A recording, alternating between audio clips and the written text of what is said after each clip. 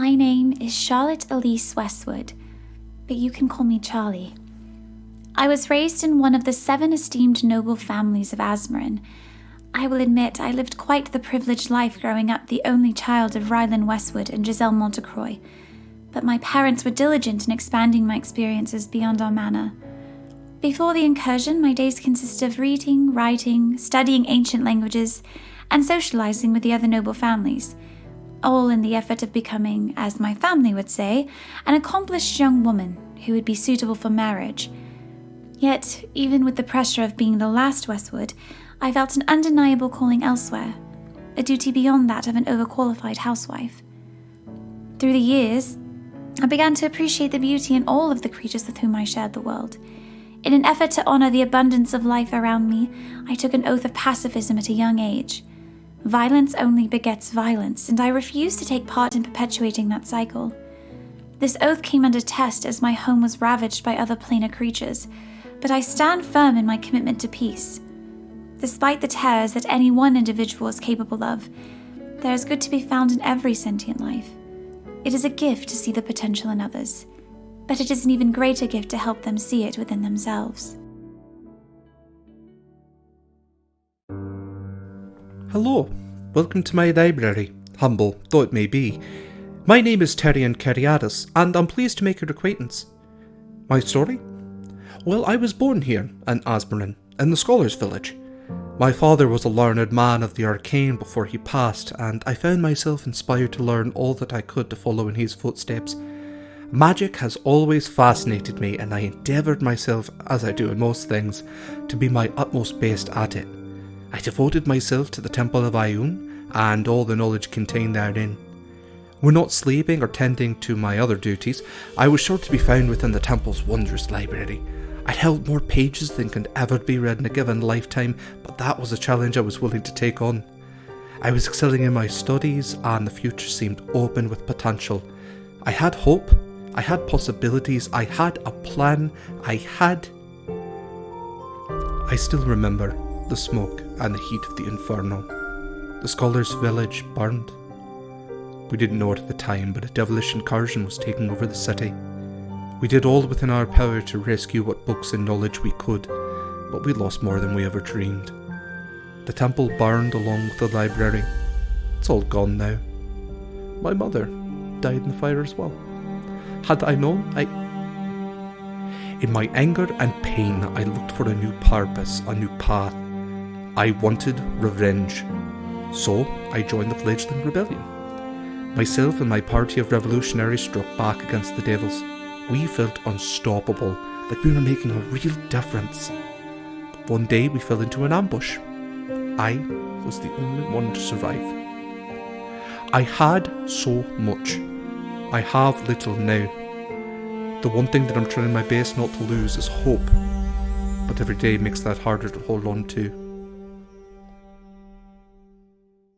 Hello, hey, I'm down here. Hi, I'm Briar, and this is my clock tower. I usually don't let anyone up here, but I guess you can be allowed because I know you can keep a secret. I've been in Azmarin for a while now. I left home after my folks kicked me out. They said our family was too poor for me to stay home and be a dead weight good for nothing.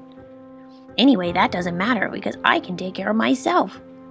Things were hard when I first got here, but after a while I realized I am good for something after all, and that's being sneaky. And luckily I found a way to get paid for that through the Thieves Guild. I've done pretty well by taking the jobs that no one else wants. You know, just little baby crimes like tiny theft and teensy-weensy spying on people. But after the devils came, those jobs became almost impossible to find. I had no idea how hard life was going to be after the incursion. I managed to stay out of it for a while, but I have a bad habit of finding myself in the wrong place at the wrong time. And then one night everything changed. I was running for my life, as you do, and I found this lady who was dying. And then she shoved this into my hands. This is Najwa. Well, I call her that now, but at first I didn't know what to do with her. Books are usually very boring, but she's teaching me all kinds of new things. It's all mostly in pictures because I'm not a super good reader, but I'm going to figure it out. Najwa's my best friend. So that's how I ended up joining the rebellion. It was all her idea. I wouldn't have bothered, but she gets so mopey when we don't do what she wants to do, and I would do anything to make her happy. She says we have a very important job to do together, so I'm just following her lead. Anyway, enough of that boring stuff. Time to eat. I would offer you some of this bread, but everyone knows that ghosts can't eat. You can call me Jude. Jude Laurent if you really want to know. I was born here, in the heart of Azmarin. Rather shine her light and bless my birth. At least that's what my mother used to say. Used to. My life was fine, okay at best. I had a loving mother and a father who inspired me to be strong. He taught me to fight. He taught me to protect my own. I joined the city guard because of him. He taught me, most importantly, to survive. I'm a survivor. That's what you do in Azmarin. This city of pseudo-peace and gilded gold. You hold your head up and you survive. When your father dies, you survive. When all is lost and a judgmental man picks you and your mother up from the ashes, you survive. And when the world comes crashing down in infernal flame, you do what you must to survive. None of that matters now. Life as we know it is nothing more than delaying the inevitable. The devil's won. What can we do now? But I think of my mother, what she was. I think of my father. I think of what he wanted, what he fought for. I fight back for him. I fight back because I need to make things right. For him. For her. For everyone.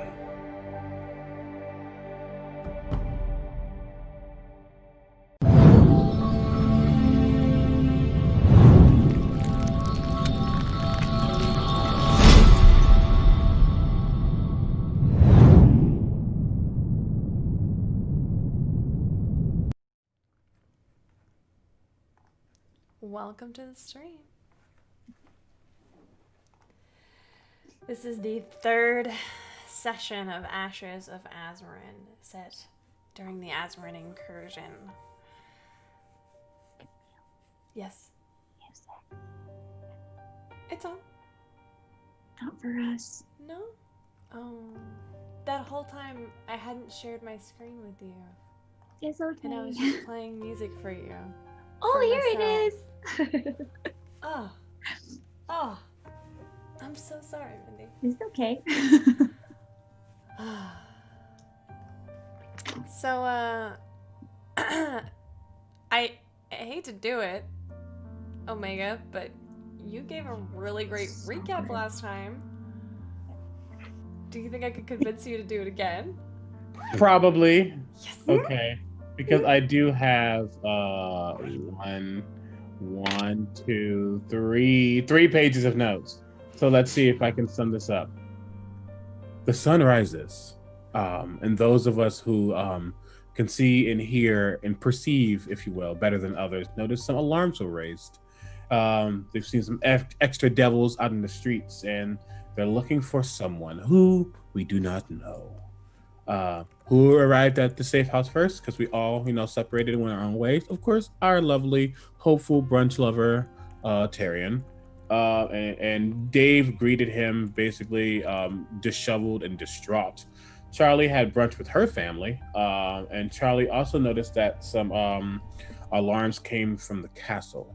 So Charlie, as she came over to the safe house, she kind of tried to get a little closer to the castle, but a chained devil was like, no. However, she did notice that there is a breach in the castle. We don't know who that person is yet, though, but that's all she knows, that she heads over. Jude tries to figure it out, but a certain someone put him on hold, like, not right now, it's difficult. Briar, on the other hand, before she came, was like, "Hey, Bohan, I need you."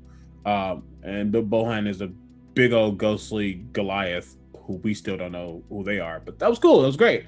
But we all get to the safe house. We're there. We didn't get stopped by any devils. Dave has a sending stone, but he's waiting for something. Obviously, nothing came. The door all of a sudden burst open, though.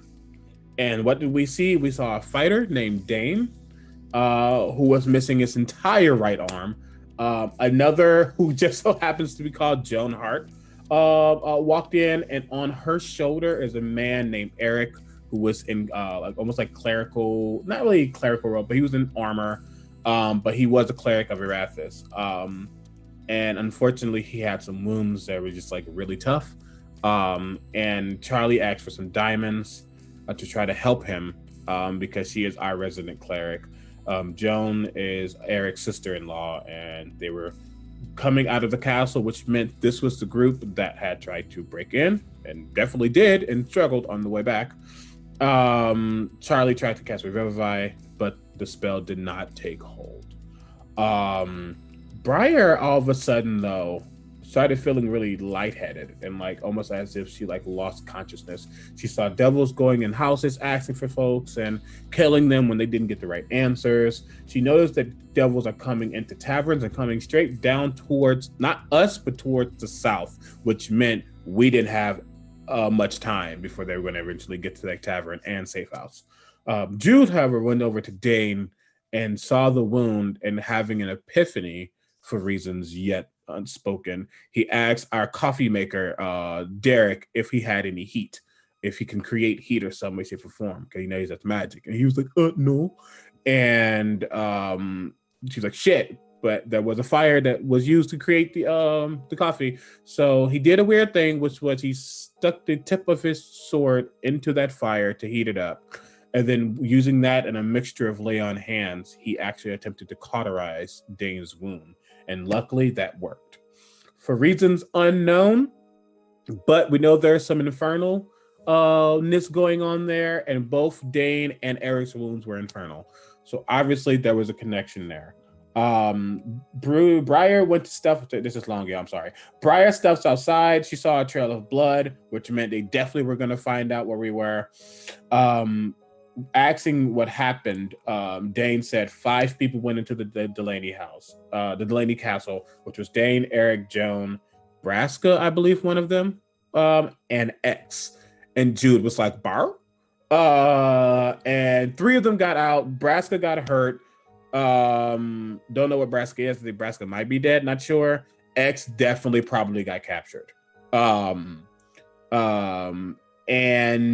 Briar looked in her book, and Briar saw 5 names in her book, but 4 of the 5 were crossed out. The only one that was left was Aegon Delavan. We know that there's another safe house in the south called the Basilisk and the Bastille. So we rushed there doing some skill challenges to get there. But out of everything, guess who struggled? I mean, all of us, because there was an Irenaeus looking, and Jude, knowing what that was like, we can't do shit about this. We just gotta go or hopefully not die. Tyrion cast Fog Cloud to attempt to conceal us anyway. When we tried to get through, our resident cleric again decided to trip. And all of a sudden she was thrown out of the Fog Cloud when we realized that Nakir had came to help. What came to first distract, but then when that happened, came to help. And Nakir and the Irenaeus started fighting. Jude was like, they're gonna follow us regardless, so he needs to go take this out. But all of a sudden, an imp landed on Jude's shoulder, like, shit's crazy. And he's like, not helpful. And they're all like, who the fuck is that? And Jude's basically said nothing. And after that was done, they rushed back in the cloud. Fight happened, and Irenaeus got fucked up. The Kier killed them. However, Jude could have gotten the final blow. He just didn't. We got to the Basilisk and the Bastille. And Tyrion asked if Jude is okay. Shit happened. We were just talking for a second. Tyrion did apologize to Briar for messaging her and kind of fucking her up for a second. So that was really nice with Tyrion. Green card to you. what else is important? Charlie asked about oh no. That's a lot. Y'all, a lot happened last round. I'm so sorry. Charlie asked Dane about what happened in the castle. The twins are there and Astrid. X is supposed to take care of Olympia. But X is probably in the prison now. That's where Andromeda is, and that's where we need to go. Marin, who is Dave's boss, told us about Andromeda's familiar. We went to the back to talk to the familiar. The familiar is a red pseudo dragon named Sai. We noted that Andromeda is probably in the basement. So we know that's what we need to get. Tyrion had a flashback. It was really sad. Nakir reached out to Charlie to talk to her privately. Briar didn't trust it, so Briar basically followed her about like 5 minutes afterwards. She met Nakir in an apartment who wanted to figure out what was happening with that necklace. Nakir hasn't always been a devil. He basically hinted that he was a celestial at some point, possibly a deva or something. Nakir just wants to not be doing this shit anymore. He wants a different life. He wants to return to divinity. He thinks Charlie can help him do that. He thinks Charlie can redeem him. And she's like, the only person who can redeem someone is themselves. And I wrote that down because it was pretty. He asked for one last favor, though, which was to touch the necklace. And as as Charlie helped him touch the necklace, a blinding light exploded, and she saw a halo appear over his head, which meant there was something there. And he felt hope. That's a through line. He felt hope again for the first time in a thousand years. She asked him one thing, and she asked if Olympia can be saved. And he said, why? And she said, she was the first person I ever loved. Gay! But he will try to get a message to her. And that's that. He did say if she ever needs him, close your eyes, hold the necklace, and speak his name with intention.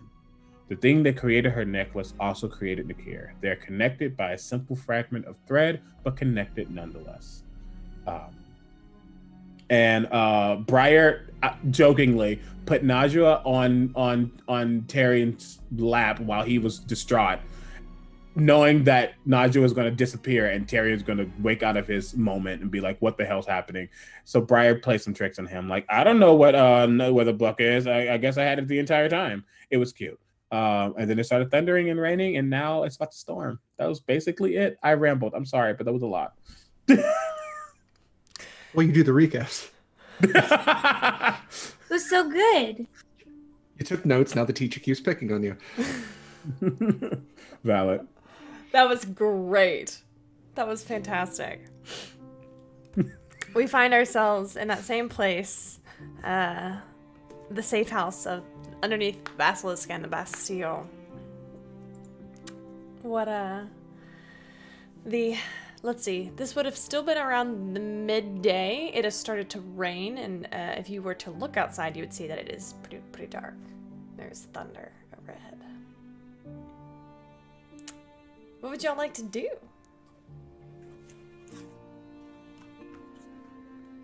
So,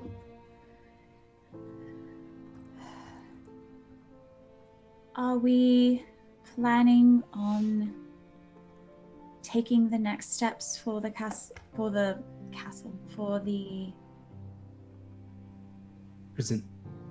prison today? Are we waiting for tomorrow? I know this was something we were trying to decide on. I'm not sure if we ever decided exactly what the plan was in terms of timing.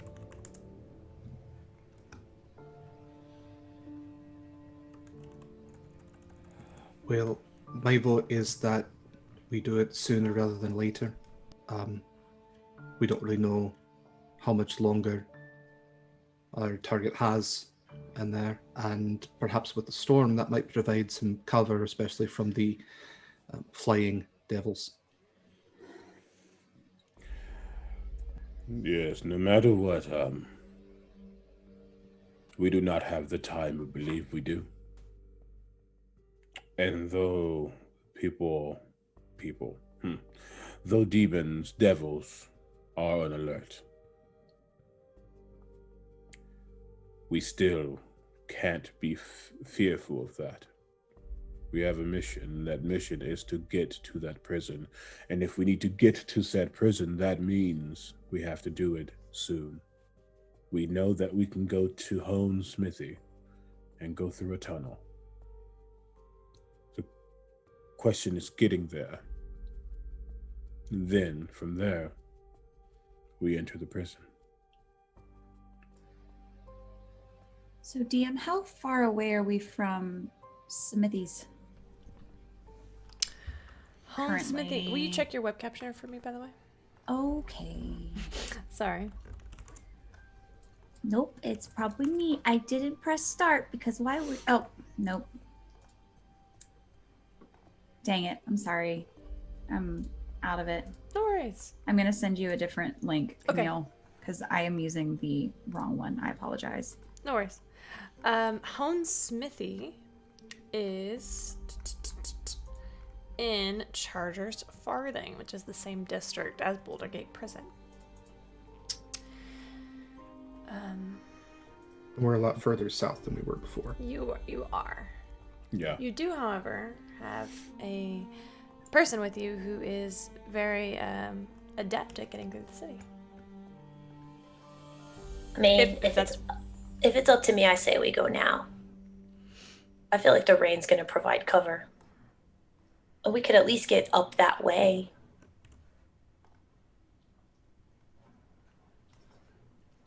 Does anyone need a rest at all? Then why not?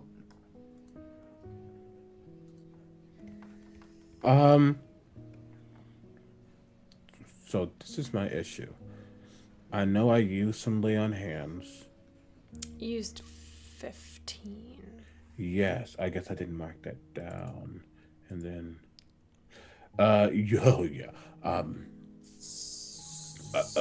Jude will say, I don't necessarily want to rest, but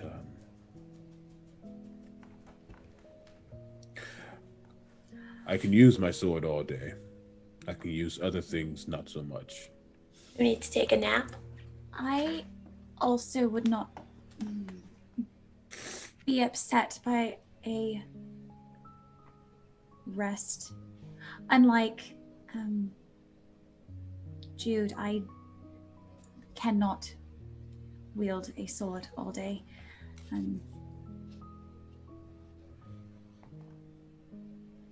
Well, then let's stay here and you can take a nap. How far away are we from my home? I would say if we look at our handy dandy map, you are in the south of Southtown and you live Oh. by the castle Okay, so in Northtown. not going home. Okay. If you all don't want to stay here, we're probably closer to my home than Charlie's, to be honest. You're all welcome there, or it's probably a little more comfortable than a rebel safe house. Comfortability isn't the question. The question is your home currently being overrun by devils looking for people? And have you checked? Haven't checked, but I did put an arcane lock on it before I left, so it would be incredibly difficult for them to get in, and they would likely have no reason to. It's pretty nondescript.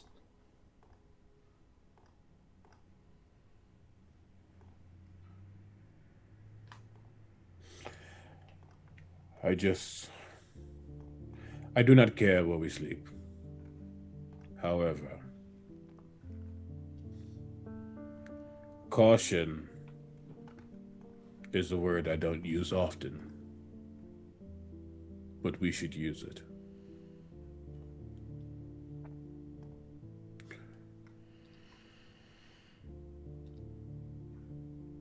All right, I agree with that. How Like close is Tyrion's house to the castle?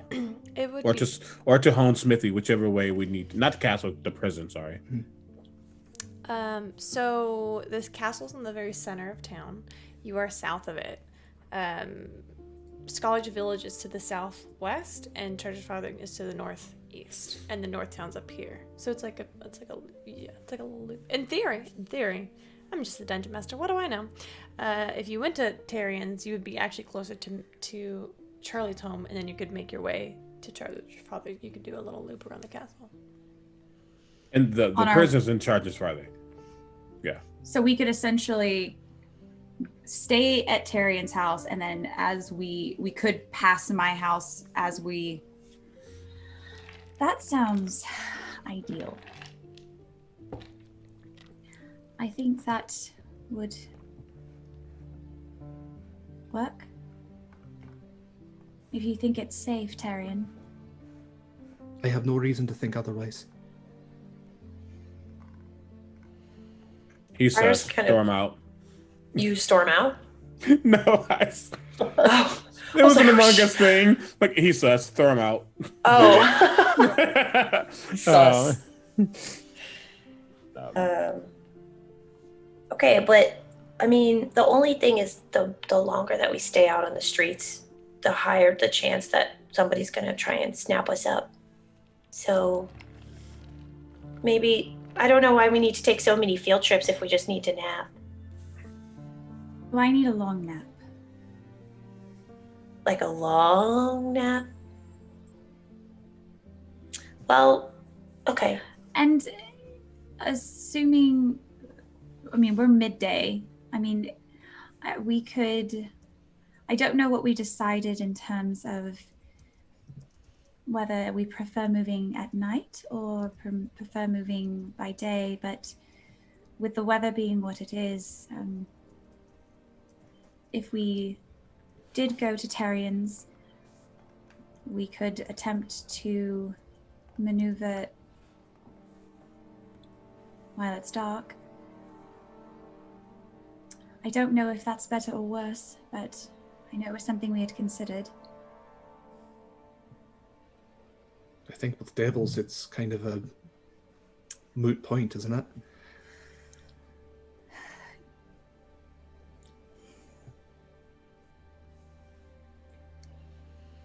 So do we leave now or do we wait? Well, I think you all we need rest as soon as possible, which should. seems ironic. So why don't you go to your houses and go to sleep, and then we'll just meet up later?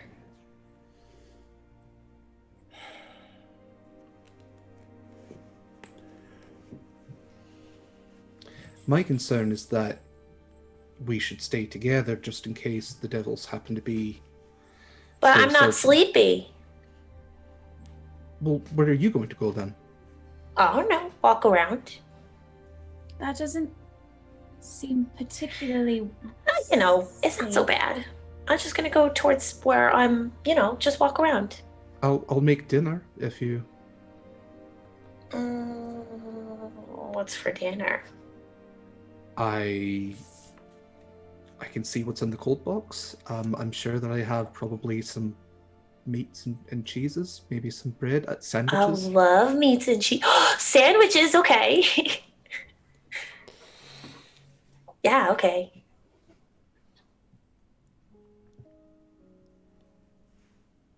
All right. Well, Briar, I suppose you know the back ways. My home is in the northern, less burned part of Scholars Village. If you can get us there, I can take us the rest of the way. Okay, let's go have some sandwiches, okay? Right. Question. Charlie, almost called you Mindy. Are you still wearing the hood that I gave you? Are we in? If we're inside, I might have taken it down. Okay, just as long as you still have it. I just want to make sure. But I do still have it. Perfect. Cool. I probably forgot It's all it's good. that you like. Well, no, so you happened. Just okay, ready? Excuse me. Tyrion. Yes. It's Marin. She's got a parcel, a wrapped up parcel. We thought that maybe for this mission you might need some cover. So we've included some heavy cloaks and a couple of masks if you need them. Thank you. That's a great idea. I and he'll put the parcel into his shoulder bag. Perfect. Briar, why don't you make... are you proficient in survival?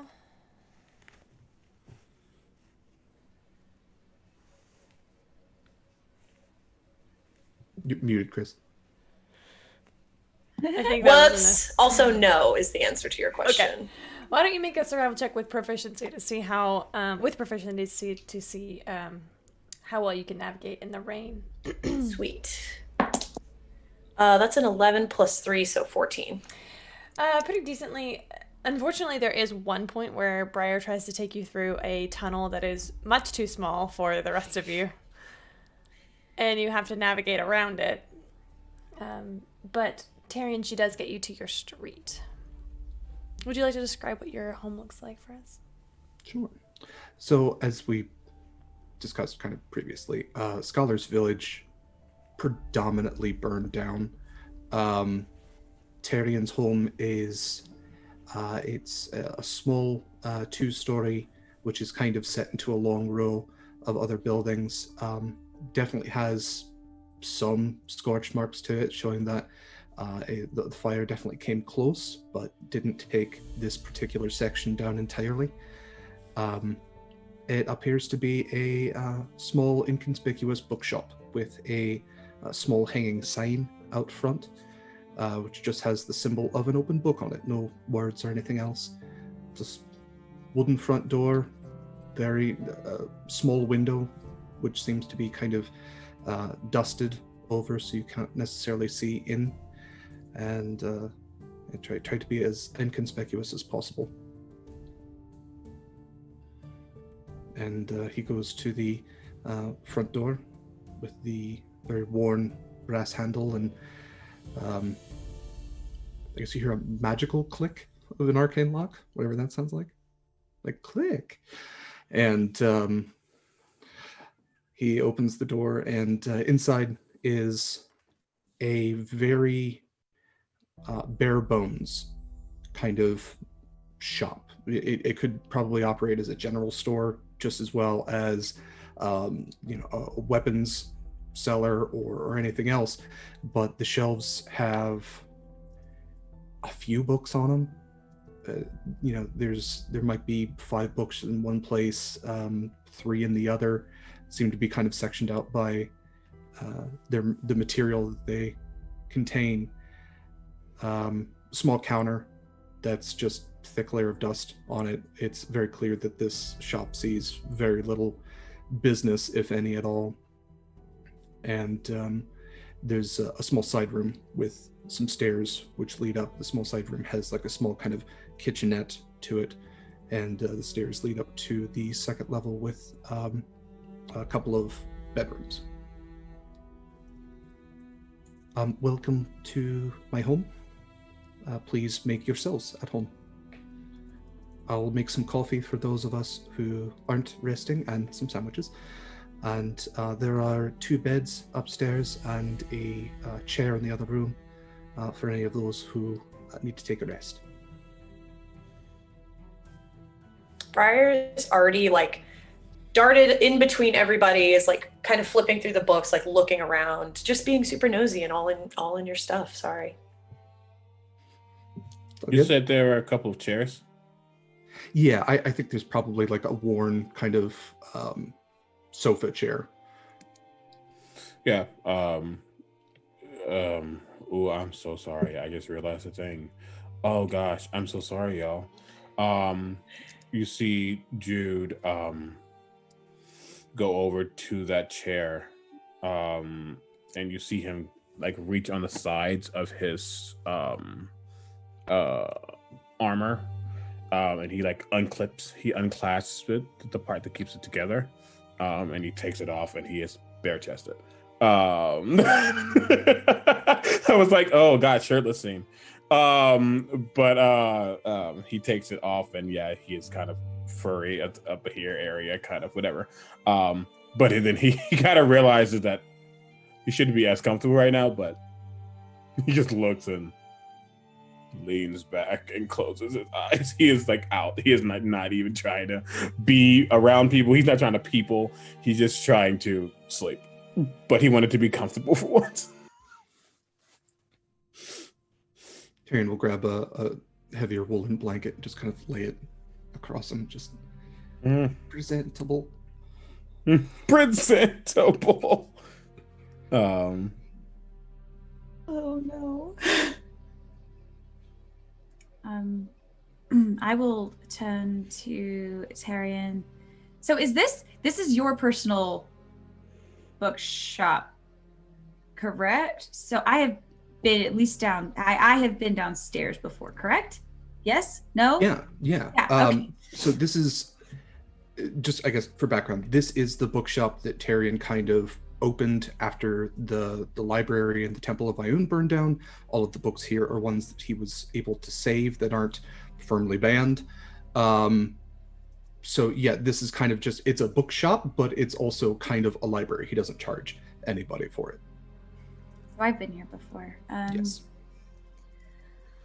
I will glance at Jude, and then I will look back to Tyrion. I don't suppose you have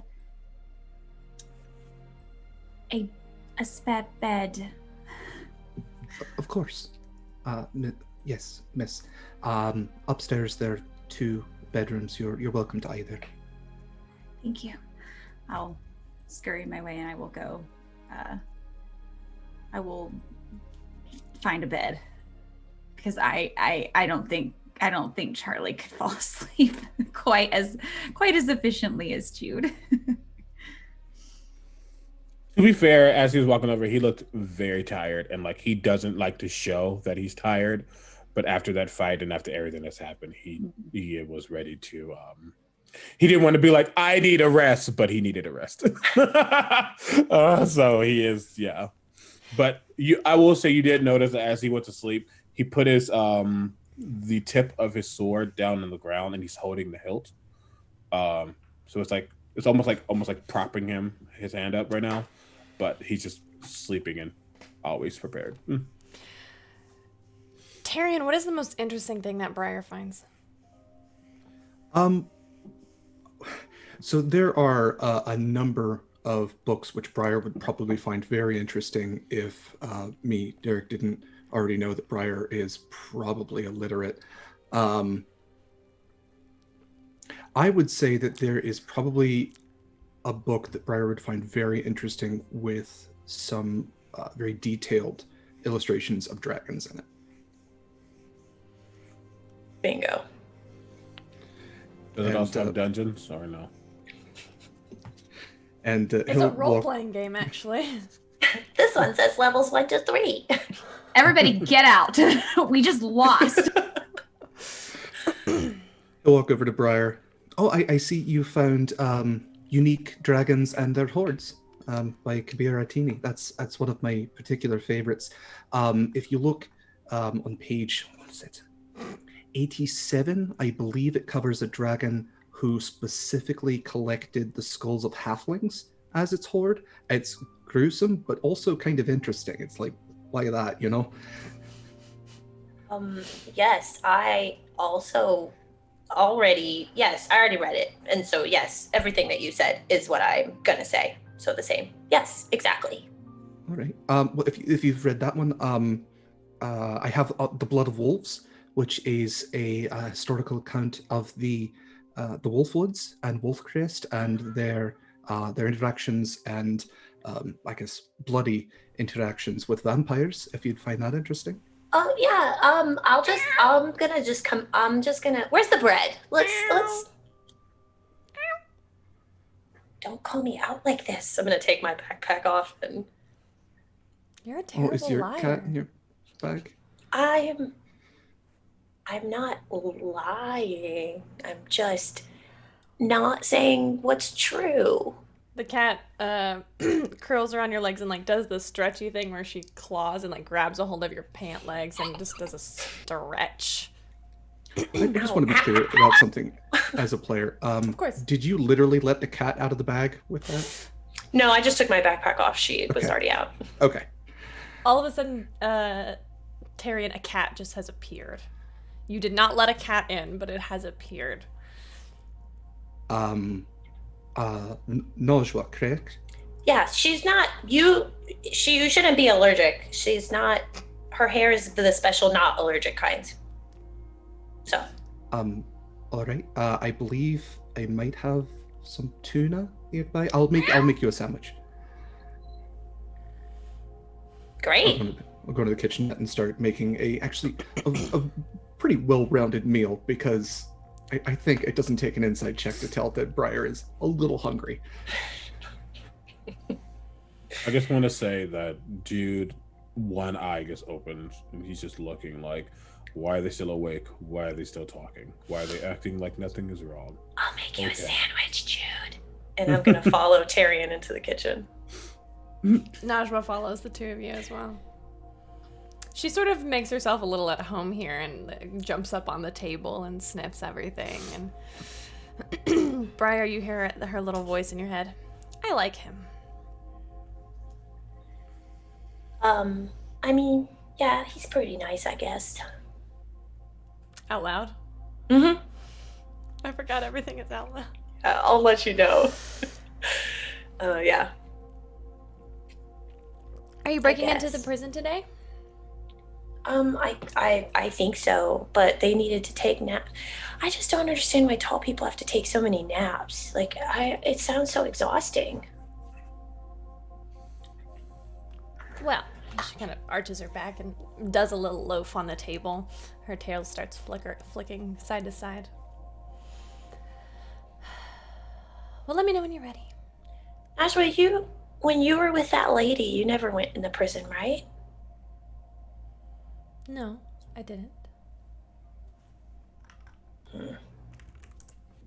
Can you remind me again, like, why I'm doing this? I mean, I like the free sandwiches. Briar, when I came into your possession. You mean when we became best friends? When we became best friends. Mm-hmm. That moment was significant.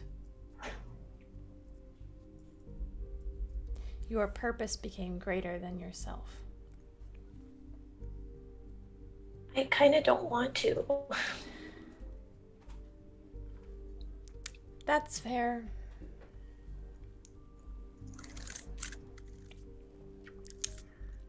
Speaking of cats.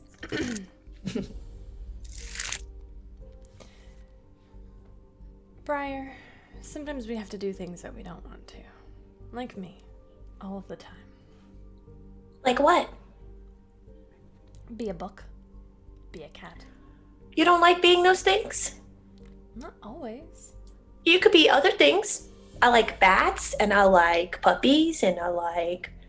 Puppies are stupid. Well, yes, but they are cute. Agreed. And bats have terrible vision during the day. I like the cat form for its utility. Okay. But until you can read better.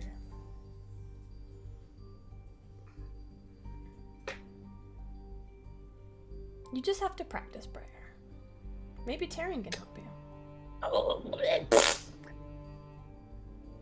fine. Maybe if you admitted that you needed help. I mean, I don't though, because I'm doing it. I'm already doing it, so it's How do you fine. spell sophisticated? Well, you start with oh, hey, my sandwich is ready. And I'm just gonna, with this sandwich I've piled like so high, ridiculously high. Tyrion, this cat looks at you and just directly into your eyes, and you see its tail flicker. Almost like you swear it's trying to talk to you, but you can't hear a thing. Do you want some ham? Just a little piece of lunch meat. Najwa eats it. Briar, can I pet Najwa? Is that... You can try. I don't know. Najwa arches into your hand. That's okay. That's good, because that was a deeply concerning answer to that question. Good kitty. I'm gonna leave the kitchen and take my giant sandwich to Jude. I assume he's already asleep. He's not, but his eyes aren't open. Okay. I just approach really slowly, and before I get too close, because I'm not sure about this whole holding a sword in your sleep, just get kind of close, and then I'll just say, okay, I made you a sandwich. Don't stab it in your sleep. And I'm gonna put it kind of next to his sword. Don't stab me either. Okay. I'm gonna back away.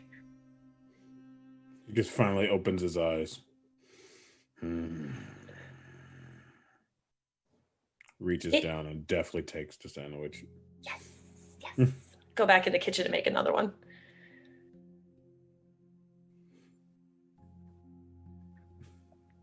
Charlie, are you getting some rest? Yeah. Make a Constitution saving throw, please. But why? But why though? Because I'm so good at con. That's an 11. You are plagued in your sleep by terrible dreams. Oh. That's not great. Okay. You after 8 hours have gone by, you can get the benefits of a full night's rest, of course, but you are I'm still tired. It's like that tired where like you've slept, but like it wasn't restful. So like technically I got a full night's sleep, but also I could take another 3-hour nap and maybe my life would be a little bit better. That kind of sleep. definitely. Does Tyrion have, in these times it's weird, but does Tyrion have an area where like he showers or anything like that? Takes a bath. There's probably like a small washroom. Yeah. Cool.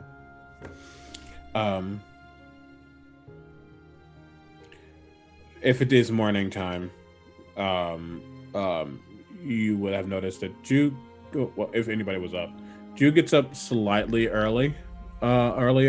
So quick sorry. interjection, Sorry. really quick, because you went to sleep at around noon. So 8 hours after that would be 8 o'clock. So it would be technically the beginning of night as you two are waking up. That's valid still. He would have gotten up. You're right. Yeah. But still, he would have gotten up a little, not first per se, but he would have gotten up and went to that washroom because he's in a place that he's never been before. And you would have noticed that he would at least like wash his hands and his chest and some other things.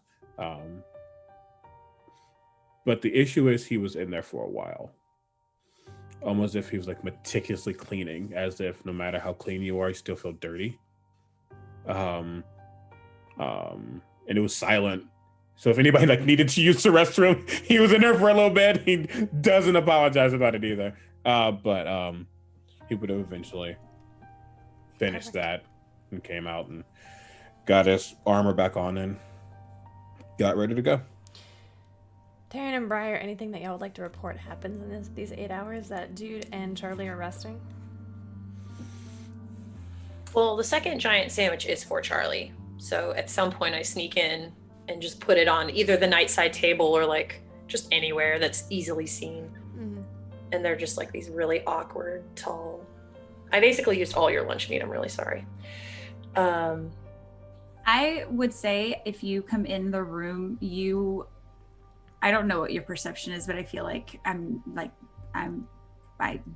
just laying on top of the blankets, and I imagine you can tell that I am not having a super restful sleep. I imagine there's a lot of shifting and rearranging, and my face is kind of like my expression is shifting even asleep. I'm very clearly asleep. Mm-hmm. I was out almost immediately. So, but not particularly restful. Yeah, I definitely think Briar would have noticed that, but not really sure how to fix whatever's happening to you right now. Just let you sleep. Although I do think seeing that I would have asked Najwa, can you just sit in here with her? I don't know if she's going to throw up or something's wrong with her. Will you just watch? I promise I'll talk to Tyrion if you agree to watch her. Najwa hops up onto the bed at Charlie's feet. I just stick my tongue out at her and go back downstairs. Tyrion. Yes, Briar. Is Charlie okay? I mean, is anybody okay? She's alive. Is that what you're asking? She's not dead. She's definitely still up there. Okay. Yeah, wasn't a concern, but okay. All right. I'm sorry. You needed something. Yes. Okay. This is so stupid, Lily. I'm not a super good reader. Could you help me with this book really quick? Yeah, absolutely. Is there a particular book that you needed help with? I like the wolf blood. Let's talk about that. Oh, all right. Is it the 3-syllable words that are tripping you up? I know sometimes names, when they put like an H in there, it's like, is that necessary? But weird apostrophe every now and then. Or is it what's A 3 what? Look, I don't know. Look, there's just like these letters, and sometimes they make sense and sometimes they don't make sense. So I feel like when there's more letters together, it's harder for me to read it. So I'm good with little ones, but it's like big ones that I have a hard time with. And apparently I have to learn. So, well? Not that I don't absolutely love this train of roleplay. Would love to have this in an RP short. Tyrion, why don't you make a charisma check, and Briar, make an intelligence check.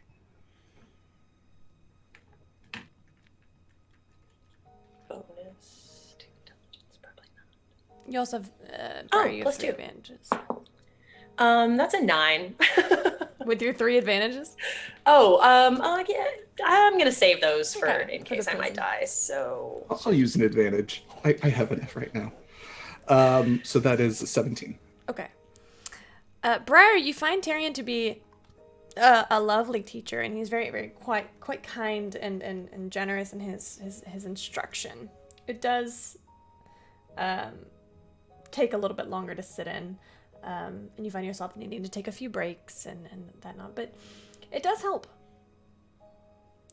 I would say on a scale of 1 to 10, you have risen at least a whole point of being able to understand. Hey.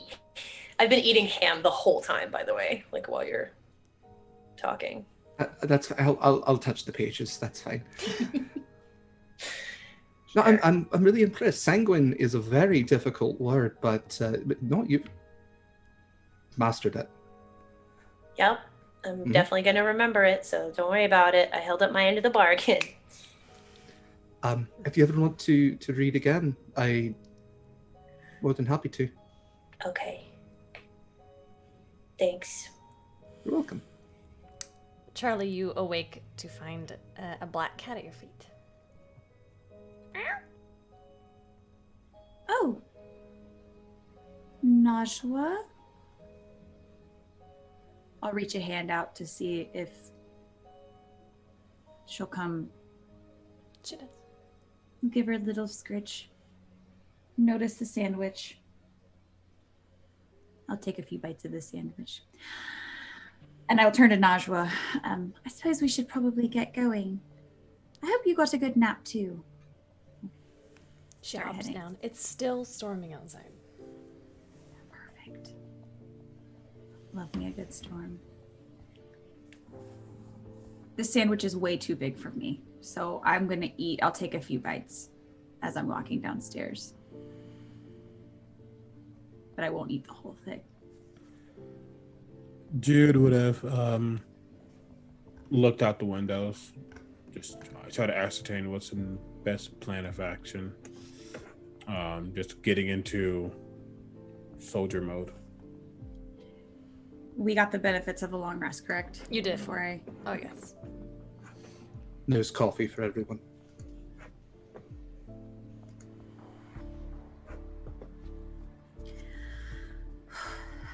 feel much better now.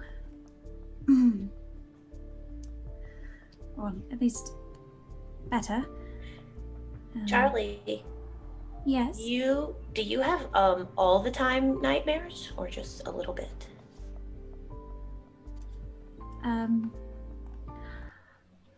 I will admit sleep has been a bit fitful these past few months, but this is not always that busy. But I feel rested, and that's what matters, so hopefully next sleep will be a bit kinder.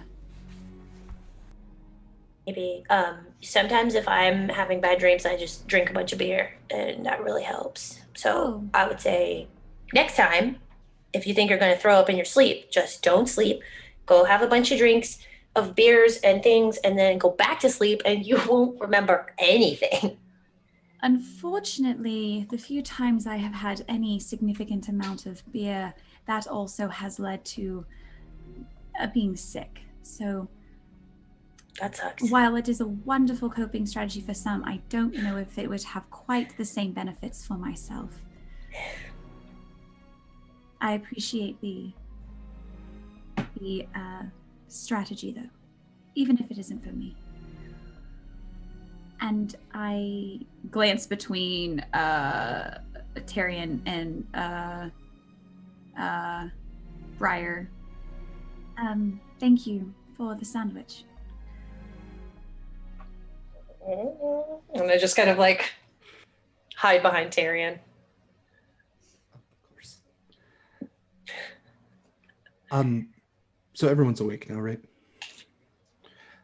Before we do leave, I do trust every one of you, and I'm going to trust you with something that's important to me. You are always welcome in my home. If you're ever in danger, there's always an arcane lock on the door, and you are always welcome through it. Beyond that, and he'll move a rug back from behind the counter, and there's a hatch kind of underneath it. And he opens it up, and there's a small stairway down. And if you go down there, it's kind of a smaller stone basement, and the walls have shelves with more books than are actually in the main bookstore itself. And these would be the banned books. This is the safest place that I personally can provide. It is where I hide the things that are most important to me from those who would want to take them. And now that counts for each of you. So please make use of it should you ever need it. Thank you, Tyrion. Can I ask you a question? Anything. Why do you trust so easily? I don't. But I have to. In the case of you, I didn't trust my last party as well as I should have, and I lost them before I realized that they deserved it. And you all have shown determination to do what's right. You, Jude specifically, have directly run into battle against a devil. You've given me no reason not to trust you. And, well, should it come down to it, I can promise that if you ever break that trust, I'll make you regret it. And that's not a threat, it's a certainty that I have.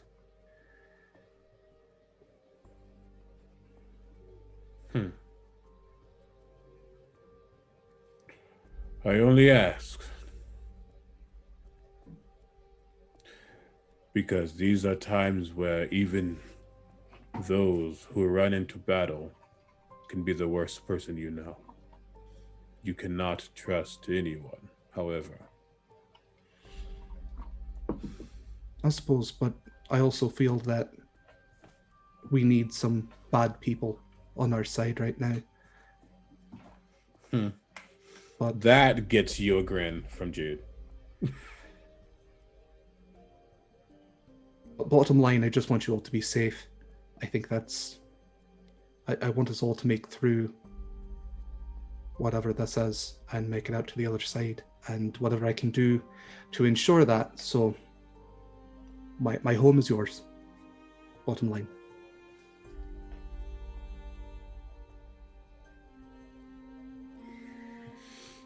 Jude simply says nothing because he didn't go down or anything. He says nothing and looks back out of the window.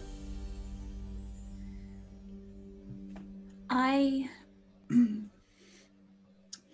would appreciate, given our current path, oh my goodness. I was wondering if it would be possible to make a quick stop at my home. It wouldn't be for more than a few minutes. I was hoping to acquire some materials that may or may not be helpful. Should be along the way. If anything, it's a decent checkpoint just in case we happen to run into any trouble. Hopefully not, but Okay, I'm already digging through that bag that had all the hoods and stuff in it, and I'm beginning to hand them out. There is a small one, right? Yeah. Okay. Yeah. That's gonna not go well. Perfect. So right, I was going to. Yeah, no. Right, Briar got to it already. I think best to disguise ourselves, especially with the weather. Make ourselves as inconspicuous as possible. What do the masks look like? they are a simple black face covering with kind of like a carved out eye place or an eye hole. Very scientific. Like the mask. Yeah, I was gonna say, is it like the mask that we? Like real? Actually, you know what? It is like the masks that we wear. Yeah. Sure. Yeah. Let's just do it for fun. Oh, I have. Oh my gosh. I know I have a black. I have a black somewhere. one somewhere. We'll get them on break. Yeah, get them on break. Oh my god, Hilaire. It's gonna be really hard. Okay. That'll be great for audit. Yeah, I was like, I don't know. I've been teaching through a mask for the past 3 weeks. I'll be fine. Yeah. So, I will say though, I feel like Judas always that odd man out. If Judas handed one, he will shake his head. Okay, but they look really spooky and cool. I'm like fluttering my cloak out. You look absolutely horrible in the best of ways. Thank you. So Scholars Village is a city marred, a district marred by fire, marked by flame. Most of the buildings that you have passed on the way here are in some state of ruin, some level of char, including the building that you're in right now. There are several that people still seem to be living in, even though the integrity of the building is surely compromised. As you migrate into North Town, however, it's remarkably different. Scholars Village before the fire was quite a beautiful, quaint area where houses were quirky and a little strange. But here in North Town, you find things are much more... this is where the nobility live. This is where the noble houses live. And the people who work with them. So the homes are much more ornate. There are several homes that are, however, burned to the ground. And Charlie, you would know that these are properties, Delaney properties. This area is not untouched by the incursion. There are still devils wandering about. There are still imps flying around. Briar and Tyrion and Jude would all kind of see several houses where there is a devil standing guard outside. You're not sure if it's to keep people in or to keep people out. However, Mindy, Mindy, would you go ahead and describe the Westwood home? So it is The Westwood estate. It is very nice. I imagine this area is unlike the kind of quirkiness that we just left, although like the remnants of the quirkiness. This area is a little more systematic is not the word. It's a little more Cookie cutter or there's wow, I can't think of the word. Maybe? There's Structured. It's very similar. The homes are very similar. They're all, there we go, homogeneous. It's very, they want it to, and it is specifically designed as such. So I would imagine it's tall. There are many windows that you see at the front of the house. the manor. The manor, it's not a house, it's fine. It's quite large. The windows are, not only are there many windows, but they are large windows. Many of them you can't see into the home because there are, you can see drapes on the inside. It is relatively untouched, even while some of the homes are significantly damaged or have guards. There is no guard at my house, question mark? Yeah. My home is unguarded. And there are the few windows that you can kind of see into, you do catch warm light. If it was set apart from the rest of the city, it seems very welcoming and safe despite everything else. There's a small staircase leading up to the large double doors entering. And a few little potted shrubs framing the entryway. It's very well kept. Charlie, as you approach, the front door opens wide and you see your mother. Oh, Charlotte! good evening. Come inside, don't linger in this rain. Come on, dear, you'll catch a cold. I will turn back to my friends. I actually was going to, do my parents know that I'm like a part of the rebellion? You tell me. Would they be okay with me being in the rebellion? We'll find I would out, know won't that. we? I would know. Would they be okay with me? Half and half. Okay, so, maybe I just haven't told them yet. Oh my god, this is gonna be great. Charlotte, come inside, hurry. I have a few friends. Oh, we'll bring them inside too, come on. We have plans for the evening. Plans? It'll be curfew soon. Right, which is why we can't spend much time here. Come inside, we can talk inside, out of the rain.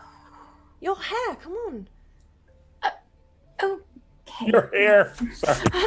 I'll turn back. How about we come in for just a bit of tea, and then we will get to where we're going next. And I'm like facing you all, not facing my mom at all. And I'm just like,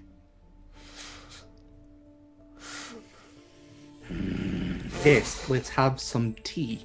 it will be very quick because we do have curfew, Mother.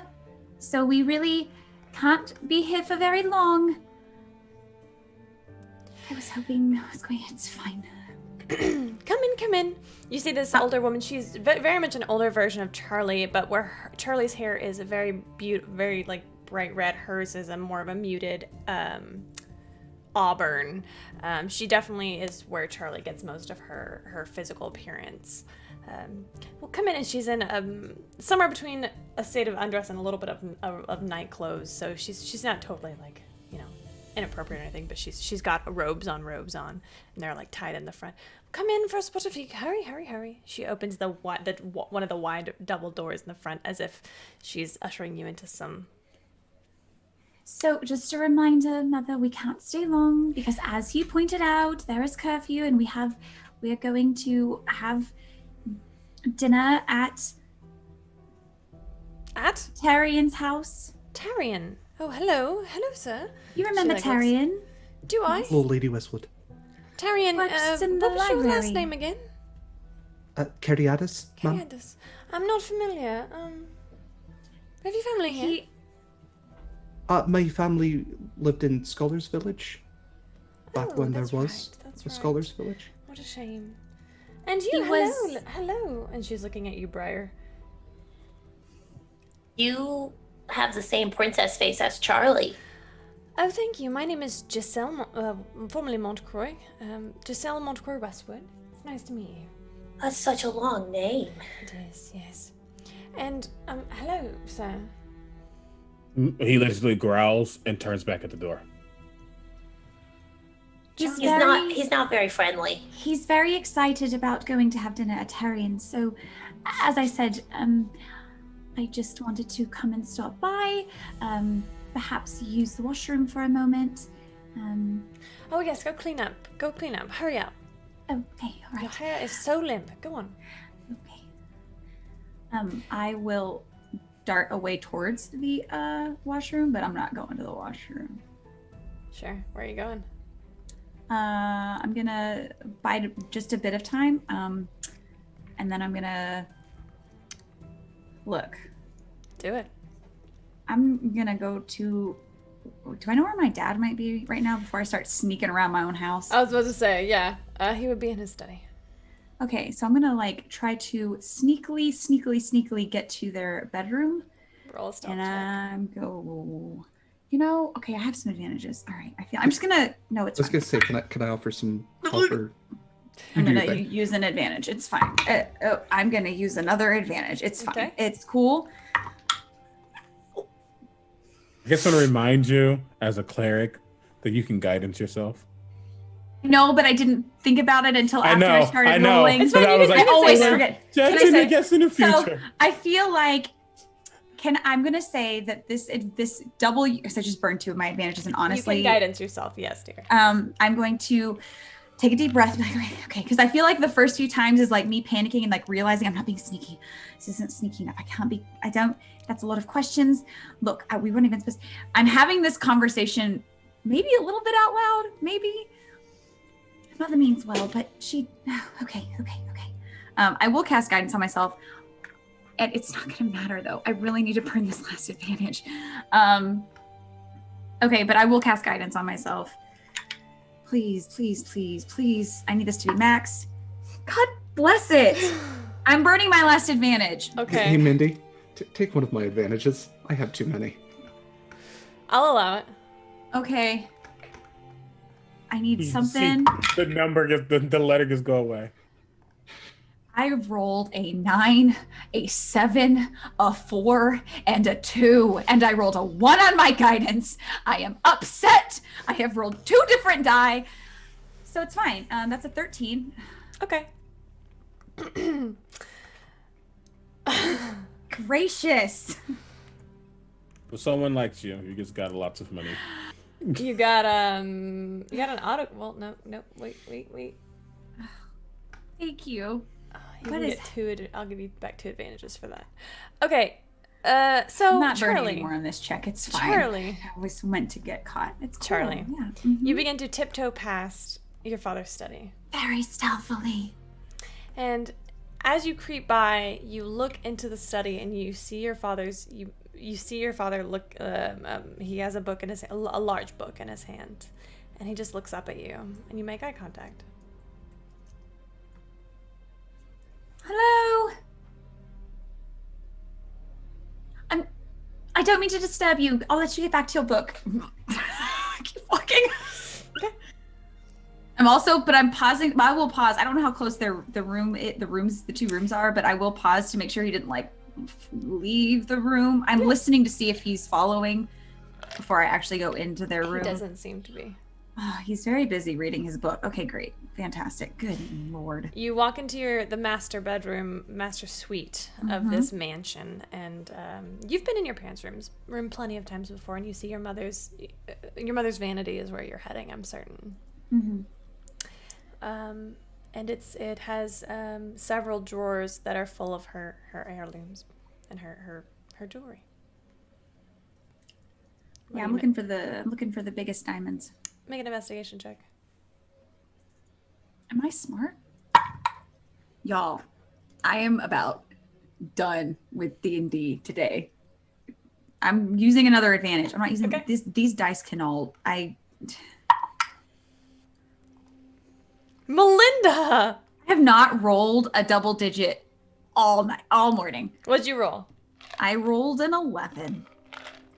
Not a high DC for this. Okay, thank God. You have 3 options. Okay. You have the very first. Well, so the very first option is a necklace that was your mother's mother, a Montcroy. What is her name? Dear grandmama. Yeah, I don't remember her name. I don't have it written down. Your grandmother's, who you never met. It's supposed to be an heirloom piece that you will inherit one day. Oh. The second option is a pendant, a diamond studded pendant that your mother will never tell you where she got it from. It's just hers. And the third is the very first engagement ring that your father ever gave your mother. They total together about 900 gold pieces worth of diamonds. Okay. I would say they're each about 300 gold pieces worth of diamonds. Okay, perfect. I will take.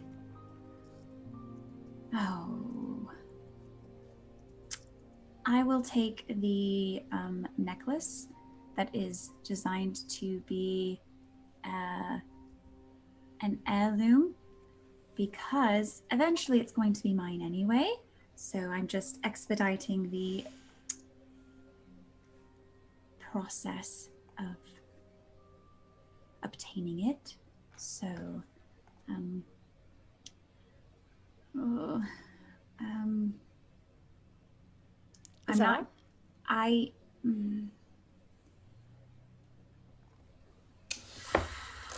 I will go ahead and, oh goodness. So I will pocket that, and I will, the ring though, I feel bad stealing. It's okay. That's enough. That's enough for now. Except I don't want people to die, but that's enough for now. You hear, I can come back. As you begin to turn around, you see your father. Oh. Your father is a very tall man. Rylan Westwood. He has always been a little intimidating to you. He speaks in a very deep voice. He is not a man of very many words. And he stands over you, arms crossed, looking down at you.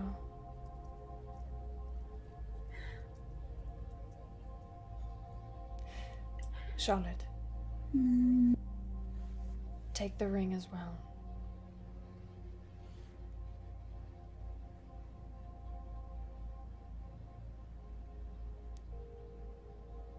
I'll turn back and I'll take the ring. And then I'll give him a hug. I figured I knew what the 50-50 split was.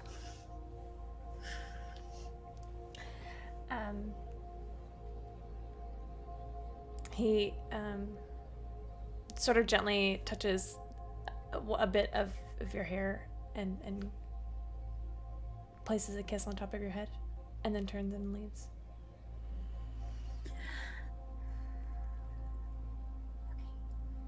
I will pocket my my new treasure, and I will head back to save my friends from my very Downstairs.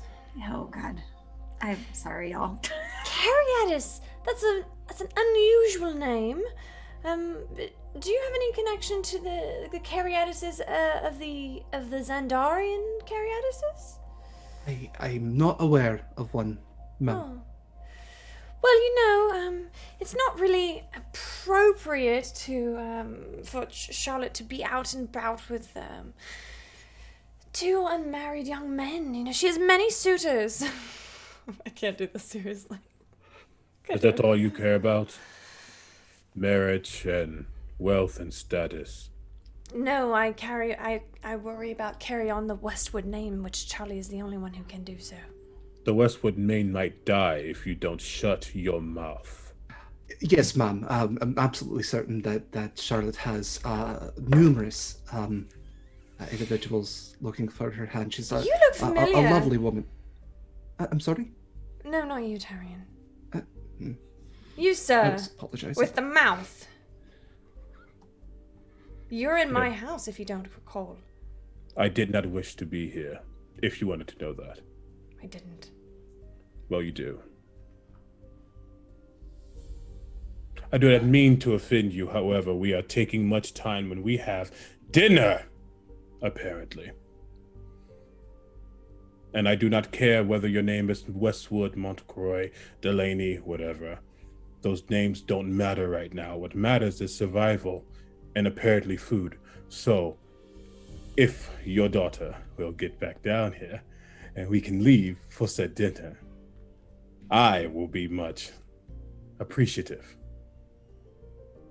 But if you all wish to talk about marriage and rings and getting married, carry on. Lady Westwood, my She continues to look at you, dude. Just studying your face. I never forget a face. Never. And she turns and she walks away.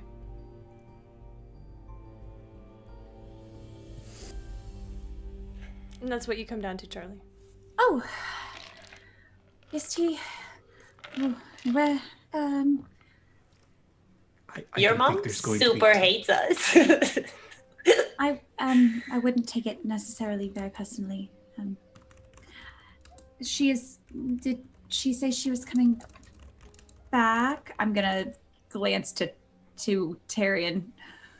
I'm going to strongly infer that she wants us out of her house a minute ago. So let's let's. That works nicely for us. I got what I needed, so let's go ahead and head on out. The four of you head back out into the rain. I'm sorry. Before I leave, as the door is closing, I just call up the stairs. Goodbye, Lady Princess Face, and close the door behind me. Do I hear you yell that? I guess, yeah. I'm gonna open the door back up. Love you, Mom. Close the door. What did she say? What did Briar say? Goodbye, Lady Princess Face. What did I say? You said I goodbye. love you. I love you. Lady. Goodbye, Lady Lady Princess Princess Face. Princess Face. Yeah, Lady Princess Face. Terry just took 1d4 of mortified damage. I'm so sorry. He was going to keep his mouth shut. Don't apologize. That was Love it. great. Carrying the Beautiful. family name. He's I like, mean, it nah, made it- bro. It made it a lot easier to leave. I didn't have to explain why we needed to go to dinner or what we were eating. This is actually very ideal. That was beautiful. Okay. You head back out into the rain. You hear a massive clap of thunder and see the lightning. That's approval of what I just did. No. Cord is like here for this drama. Right. And I take it you are heading towards. Right as the doors close of the Westwood residence, and I'm not looking at the group. I'm definitely in front because I left first. I say, are there any more pit stops we need to take before we head to our destination? Please speak now or forever hold your peace. I have to pee. I'm just kidding. No, his head just opens just. I do apologize. I was Stare back real hoping quick. we were going to be able to get in and out without. Perhaps I was a bit naive, but as I said, I did get what I was looking for, so hopefully I am better equipped to assist in whatever we may come across, in one way or another. Okay, well, put your hair under your thing so your mom doesn't get mad. Oh. She was very cross about that. I'll hood up. I guess I'm gonna strike out and try to stay 15, 20 feet ahead and just lead them Okay. back alleys. Can you roll perception for me? Oh.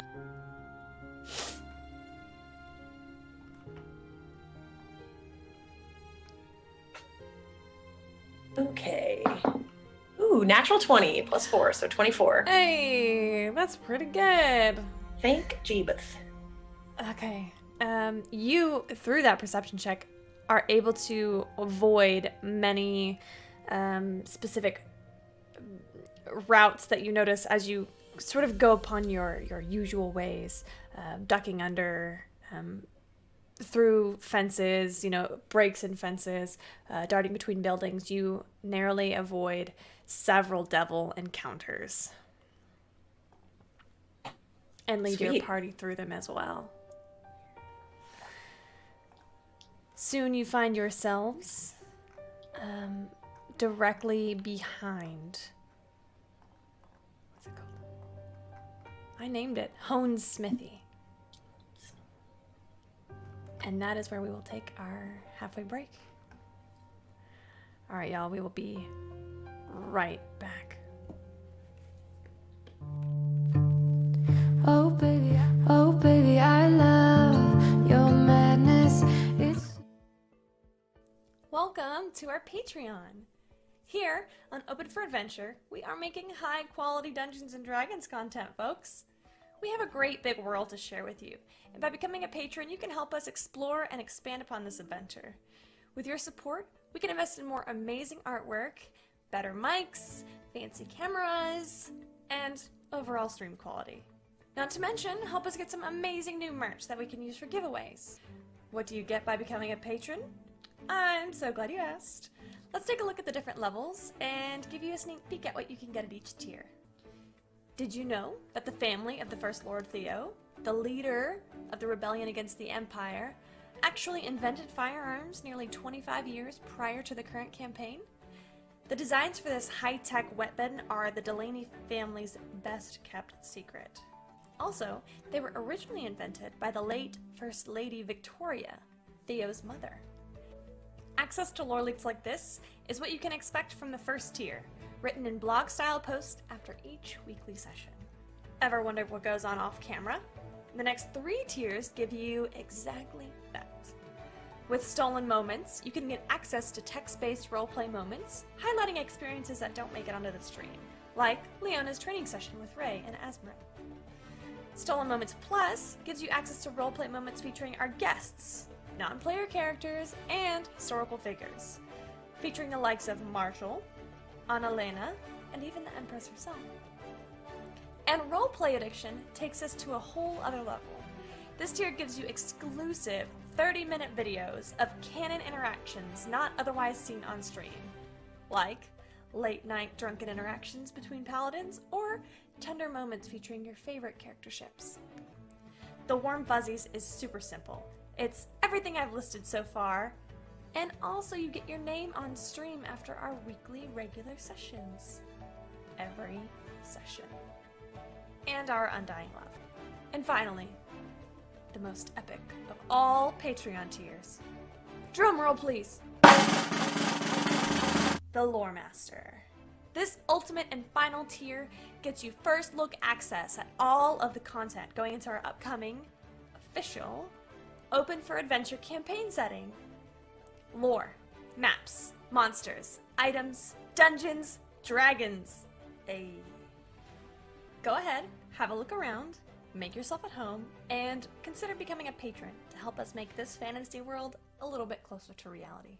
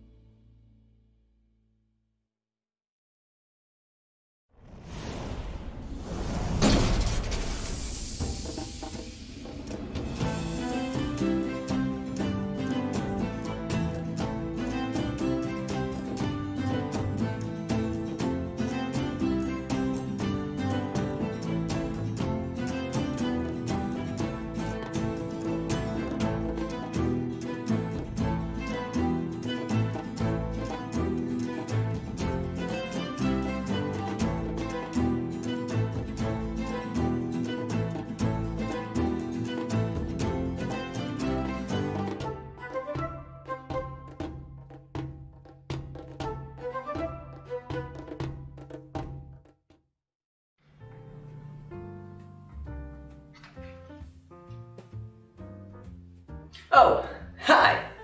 My name is Express Love. I'm the Sanmarian god of coffee. Did you know that in Sanmaria, every cup of coffee is made with found familiar coffee beans? That's canon. In Sanmaria, every cup of coffee is good coffee because it's made with love by found familiar. Did you know that every bag of found familiar coffee features artwork from incredible members of the tabletop gaming community? That's canon. Each blend and roast of found familiar coffee features cool D&D names like Thieves' Cant, Face Step, and Pact Magic. In Sanmaria, every royal meeting that Ray attends features the Cartographer's Blend, a brew of coffee made by found familiar in conjunction with Devon Rue. Now that's canon. Found familiar coffee. Buy it today. Yeah, to pieces. Yeah, I need it. Once you're pandemonium, life is so easy. Whoa, you love me to pieces. Yeah, I need it. Once you're pandemonium.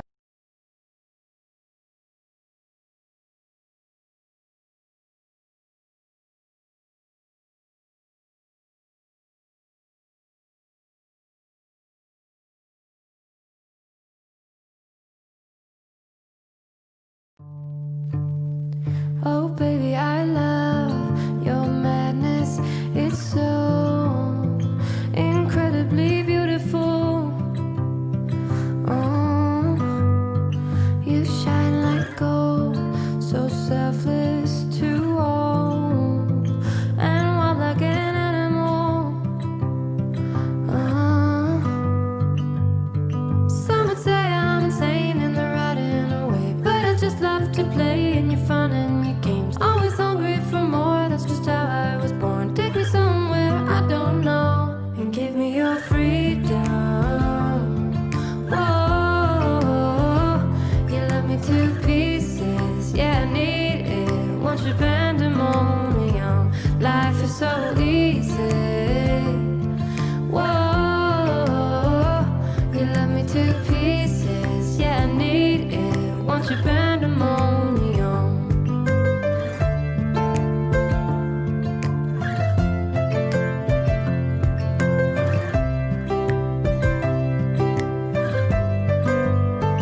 The limit of love is endless.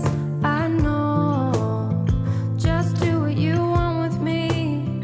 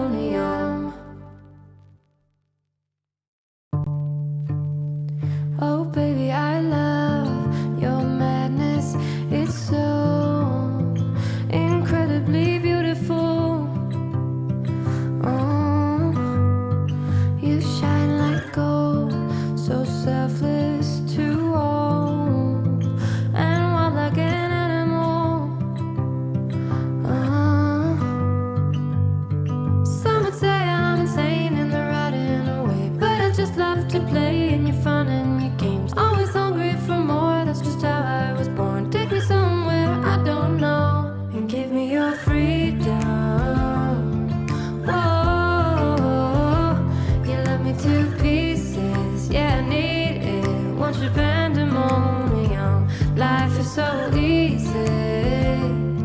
Whoa, you left me to pieces. Yeah, I need it. Want your pandemonium.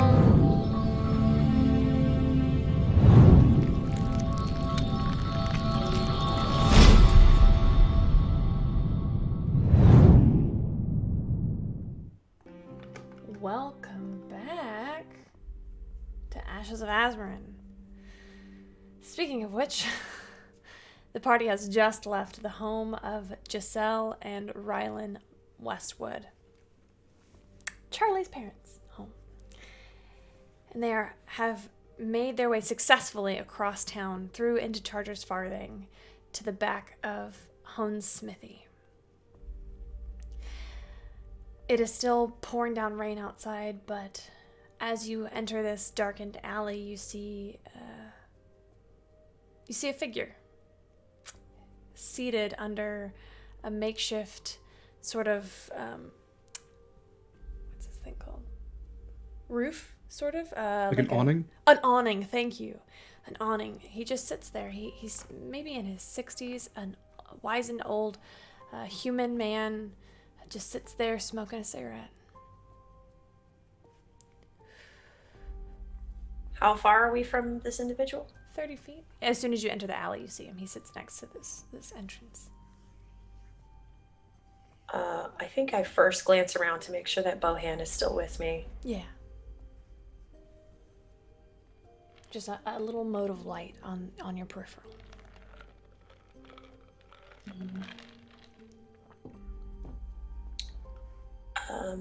You guys, do you know that person? I don't know him. Does he just look like does he look like he's guarding? Does he just look Yeah. inconspicuous? He looks like, I wouldn't say guarding is the right word. He doesn't look equipped to, stop you. Old, kind of fragile looking man, parched skin, sort of like lots of wrinkles, and a very thin figure, dressed in all black. Charlie, make a history check.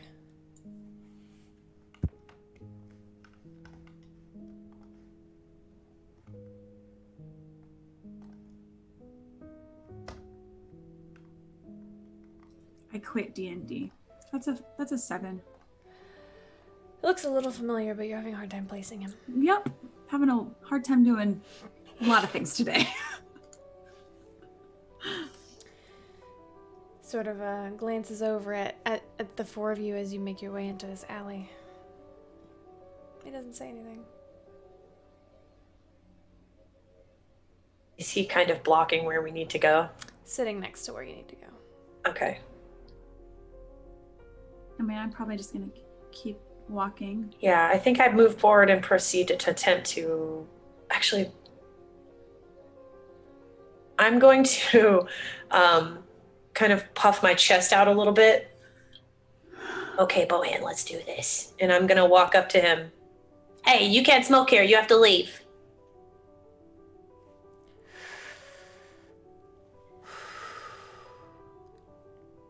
I'm serious. I'm so serious.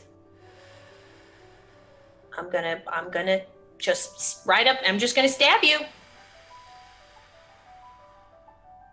Can I I'll help pull out you? my dagger. Can I help you? Yeah, you can help me by getting out of here. Why? Because I said so. Would you like to roll intimidation? Yes, Go ahead. I would. So with Bohan, I get to use my proficiency bonus. You do. Where are you? Sweet. That's a natural 19 plus 6, so 25. Let's talk about what happens. Okay. The rest of you watch this encounter, and you see little Briar walk up to this human man. And as the lightning flashes behind her, you see for a moment her form enlarges, almost as if the lightning is illuminating a truer form of Briar. Can you describe Bohan for me again? A massive Goliath, right? Yeah, he's an enormous Goliath covered in tattoos. He's missing most of his left arm. And the lightning flashes once, twice, 3 times, and you see this figure illuminated. And it appears that perhaps this man does too. He watches his face sort of starts to drain. He puts out a cigarette and hops down from his seat and kindly fucks off.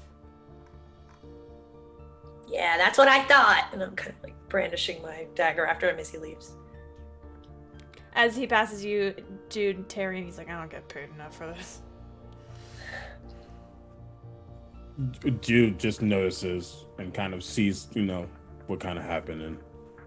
And, for a small, I kind of didn't lean over to Tyrion, but guess for a small one, she probably can kill most of us. Okay, you guys, it's ready. And I'm going to try to finagle my way in.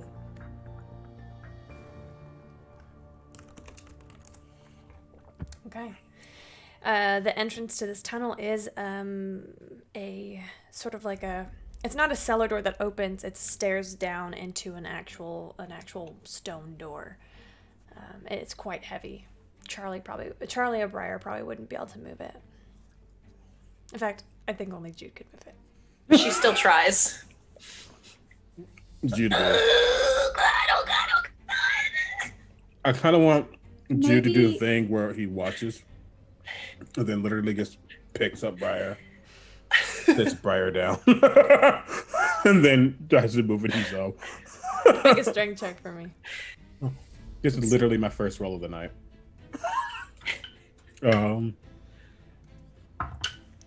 No, I'm using advantage. Okay. This is my Jude dice do. How dare you? Okay, that's much better. 18. Yeah. You are able to pull aside. It slides into a slot. You're able to pull it aside.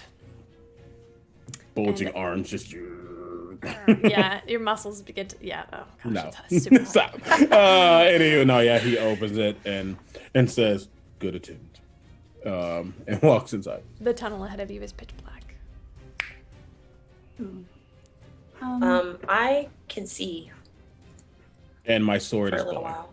Oh, okay. I'm gonna be staying close to Jude, or at least keeping close-ish, because I imagine I can create another light source, but we are trying to be as inconspicuous as possible. And even though I know we're supposed to be safer down here in these tunnels, I would imagine it would be wise to keep extra light sources to a minimum if possible. So I will just stay kind of close to Jude, because I also cannot see. As a I also reminder, mean, I can't see. as a reminder, it glows dim light within a 5-foot radius around me while it's out. I have it open just a little bit, just so you can see the glow.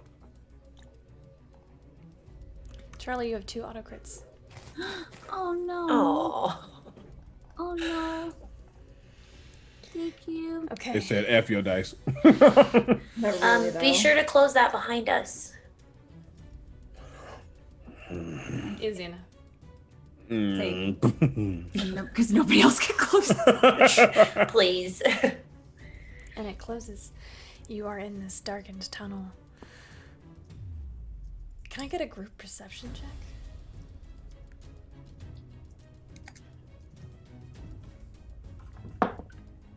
Natural 20 plus 4. Damn. I'm the antithesis of Mindy today for some reason. That's a 14 for me.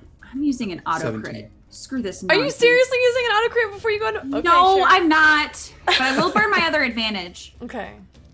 I hate everything. I'm done playing D&D. Fortunately, I am wildly proficient in that, so 16. Okay. I still have not It's- rolled over a 10. Melinda, it'll be better. You're just saving them up. I'm saving them up for when they matter. You are all in this darkened corridor. It is maybe 15 feet wide, roughly carved out of stone. It continues, in the beginning it does continue to descend into stairs, and then you reach the bottom and you realize you're pretty far underground now. Jude's sword gives off this faint is it? Would you say an orangish red light, Jude? Yeah. Yeah, an orangish red light that illuminates very gently the area in front of you. The ground is dirt and stone, some sort of strange mixture. And all there is to do is to walk forward. I'm assuming you all go ahead. I want to stay like 10-ish, 15 feet in front of them, just in case. Okay. Since I can see further out without the light. You can. And then who's after Briar? Mindy, you're muted. Not muted. Oh, I never just mind. hesitated. I don't. Go ahead. Sorry. So Briar's at the front. Yes. Like 10, 15 feet ahead of us. Gotcha. I'll be the first one of our group. Okay. No, I'll be behind you. Taking up the rear. All right. It is heart pounding for at least some of you to be in this darkened, closed space. You find yourself, oh my gosh, music, moving forward through this tunnel. And each of you get the distinct impression that the walls are closing in on you. Because as you move forward, the walls do get smaller and smaller, and it becomes more and more crowded. To the point where you wonder if you're going to even fit through the end of it. Maybe about 10 minutes pass of silence, of darkness, of suspense before you reach the end of the tunnel. It is very narrow here. Jude, you probably can't even... Jude and Tyrion cannot stand all of the way up. However, at the far end, it just ends in a wall. And on this wall is a rickety ladder. And this ladder touches the ceiling. And it's dark here, though, as you approach, you see that there are it looks like a stone that is not like connected that you could lift up. However, you do not know what is on the other side of this. You can only guess that this is your entrance to the prison. And Briar's still in front of us? Yeah. Briar would have reached it first. Yeah. Okay, 1 second. Okay. Note taking, y'all. I will say, is anybody's passive perception higher than a 17? Charlie's is? 18. Okay. You would hear... Have a little cheat sheet. You would hear... Oh, God. At this moment... Nothing. Oh, I don't have the map. Let me get the map. You might not need the battle map, but I've got my map right here. I will say, be as quiet as possible. And I will slowly try to push open that thing above, Okay. the stone. But as I open it very slightly, the minute it's just a little bit open, shield flashes as I cast Divine Sense. So they're no longer behind total cover. Interesting. Okay. I just need to see what's around the immediate vicinity. All right. As you, what kind of... So can you describe to me, is your goal with lifting this thing trying to be as quiet as possible? Yeah, so I'm being as quiet as possible opening it, but my goal in opening it right now is as I open it, what's immediately around. Because they'll let me know if I need to close real quick, if I can get up and like stab one person, what's there. I'm trying to ascertain, even if that might... Someone might see it being lifted, but that's my goal. That's the only way we're going to figure out what's up there. Definitely. Okay, as you lift it up and you peek in, get just here up, so you can see, and you do Divine Sense. First of all, you don't see anything. There are some lights in here, so you do see, you are in a long, sort of a long hallway that ends, and looks like it goes in either direction, left or right. But you do not currently see any enemies, or you cannot, you actually... Yeah, with Divine Sense, you wouldn't sense any either. Okay. No, I don't sense anything within 60 feet of where we are. That's not behind total cover. That's not behind total cover. Okay. Yeah.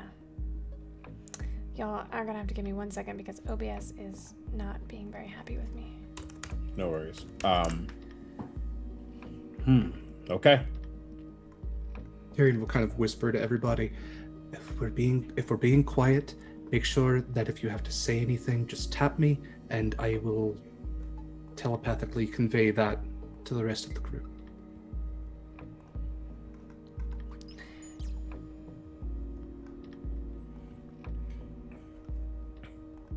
I mean, he doesn't know that the only way is up, and we gotta go up. So he's going to slowly open it up and get inside first. But he will say, oh, Briar's following? Mhm. Okay, but he'll say, let me see what's here first. If Briar comes, not that he doesn't trust Charlie or Tyrion, he knows that Briar can take care of herself in front of people. Y'all might need some distance. So he'll go up and look around, see like what's around him once he gets to the top. Okay. So you are getting all the way up. You're like entering the prison. Okay. The first thing that you notice is that there are cells. You are on a row of cells. There's a wall directly behind you. So your back is to a wall. You have come up. There's a brazier of low light right above your head. To your right is a very small, like longer cell. And you see one figure currently in it. To your left is another slightly larger cell, maybe twice. It's this one. The first one to your right is like long and skinny, and the second one is more of a square to your left. There are two figures in there. And to the left, square cell with two. Okay. Anything else? Currently, no. You see, although you do see chains hanging down from the walls all around you. That makes sense. All right. I'll see that, and then I will kind of tap my foot a little bit, just so they can hear, because I'm not like going back down, so they'll know that it's safe. Yeah. Like, all right, you can come up now. And as they do that, I'll see just who's in the cells. Roll a perception check for me. Sorry, y'all. OBS is not adding any new Layers. things. Like I can't switch. I don't know what's going on. We were having issues with it last night during the stream too. That's actually not bad for me. That's an 18. Okay. I only have a +1, so like, that's not bad for me at all. No, yeah. I made this character intentionally. I'm like, he will not be perceptive, and he will not. Like, similar, you can easily make a character with high perception. Like, if you're a wisdom-based character, it makes sense. But like, past that, I'm like, nope. He has everything else, though. Well, in the charisma realm. Oh my gosh, that's crazy. So, I imagine that Tyrion and I go up once we hear the tapping. I'm still behind you, so I'm not going up until you go up. But when we get up, assuming that I also notice the people in these cells, I would also like to look around, but I'm less looking to see if I know them, and I'm trying to see what condition they're in. Okay. So, Jude, you are looking to see sort of who they are, and I'm assuming if you know them or not. Yeah, I mean, the first step is who's there. Sure. And then if I know them, I know them. Yeah. Oh my god. The person, you don't recognize any of these people, but there's a man on the right side who is alone and sort of huddled into a blanket. On the left side, there maybe it looks like dwarvish descent, or maybe just a burly human. On the left, it's two more human men who are sort of seated with their arms crossed over their knees. Yeah. Okay. That's fine. Then I wait for the group to get up. Yeah. Charlie, can you go ahead and make a medicine check for me?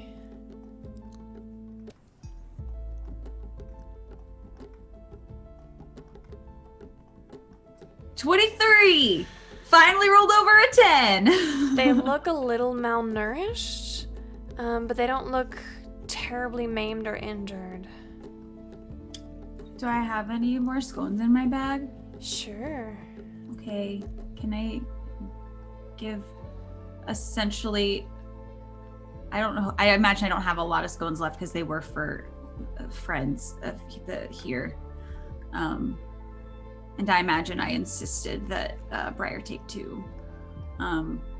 But if I have scones to spare, I will try to offer them. And if the cell inhabitants do not want to get too close, that's fine. I am sure I can procure a small dainty lady napkin and place it on the floor for them. Definitely. They give you a curious look, as if they're unsure how you got here or what you're doing here. I'm standing just to the side of Charlie, and I'm like,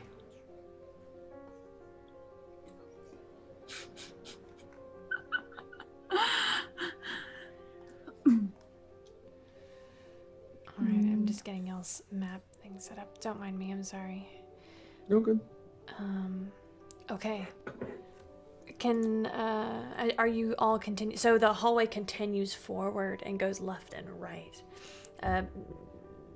Briar and Charlie, you also see the same things that Jude did, as well as you, Tyrion. You see a lot of chains hanging down from the wall that have sort of cuffs at the end that hang from all the way from the ceiling. They're very prominent here. There are, on this row that you're on, there are 2 more cells to the right and 1 more to the left. And we can keep those same rolls as far as perception and medicine.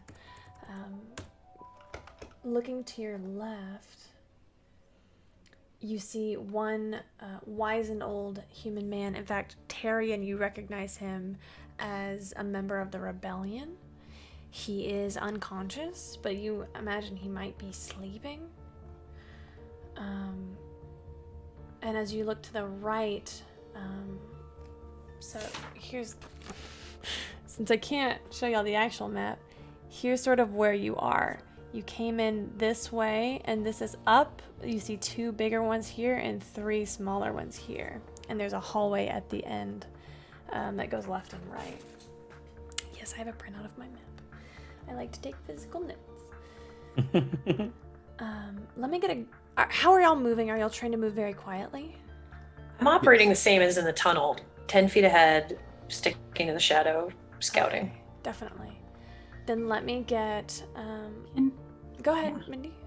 Oh no, I imagine we're trying to be quiet, and I think Charlie's trying to decide who needs, actually, oh no, it is, never mind. Actually, yeah, I would like to, no, never mind, I'm a liar. It's fine. Okay. I'm gonna cast guidance on myself because I feel like I have not been, I got a little bit of sleep, but I'm obviously a little off my game today. So I'm gonna cast guidance on myself so I don't mess this up for everybody. And last time I tried to be any remotely dexterous, I almost got attacked. It's fine. You know, I'm just gonna hopefully not screw this up. That's my goal today. Okay. Why don't I get some stealth checks from everybody really quick? forgot I do. I mean, I didn't forget, but we haven't done it in a while. My stealth is at a disadvantage. It is with your chainmail. Half plate. Half plate. But Okay. you know what? That's not bad though. I rolled a natural 20 and I'll take a picture of it because I haven't touched it. They're my good Briar dice. I'm not, but I rolled a natural 20, so 29 for me. Jesus. I used another advantage and got an 18. Okay. That's only a 15 for me. I was 14 and Pretty 13 that I good. rolled, so I'm My like, that's a hands so 15 you for can me. see them. So, I'm gonna just burn an auto crit because I rolled a 7 with my no. guidance. Oh So no. I'll just take a 24 instead. Okay, I sent it. Fine. And by 24, I do mean 23. So Oh my gosh, Briar. That's so great. Okay, so for the rest of you, Briar pretty much has disappeared. Come on, let me edit this. Please, OBS, please let me edit this. Okay, there we go. Briar has basically disappeared. What do you think? So Briar, as you continue to move forward, you see a left and a right. To the left ends pretty quickly. It ends in a dead end, and there's a cell right there. Gosh. Briar, are you checking the cells, or are you just scouting for enemies? I think as I'm making my way through, I'm trying to at least check in on the cells to make sure that I'm trying to make sure nobody's watching us or no one's going to start squealing so I'm not really stopping, but I'm just like peeping as I go to make sure that nobody's going to make us. All right, give me one more perception check. Okay. That is a 12. Okay. You don't seem to see any like prisoners who are trying to who are reactive to your presence. Not yet, at least. However, as you look to the right, at the very end of this hallway, maybe it looks like, so as you look to your right, it's maybe 5, 10, 15, 20, 25, 30, 35, 40, 45, 50 feet down. Does your well, it's not dark vision, here's dim light. You see an imp that is floating in the air. Has he clocked us yet? No. As silently as possible, I want to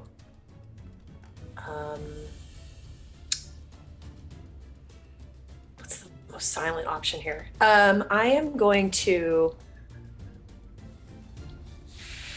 as silently as possible draw my short bow and then just kind of like hold a hand up to my friends behind me Okay. to indicate they should stop. Would you like to fire?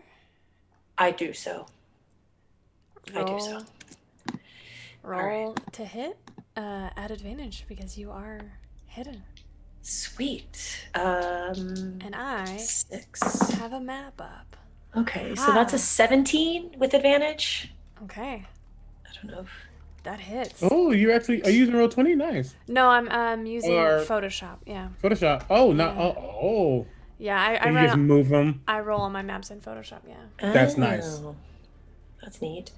Okay, so since I had advantage and I'm hidden, I also have sneak attack. Yes, so you do. that's 3d6. It's a damn man. That's a 6. That's a 1. A 5. So 12 plus 3. 15. 15 points of damage. Mhm. Let's just check something really quick.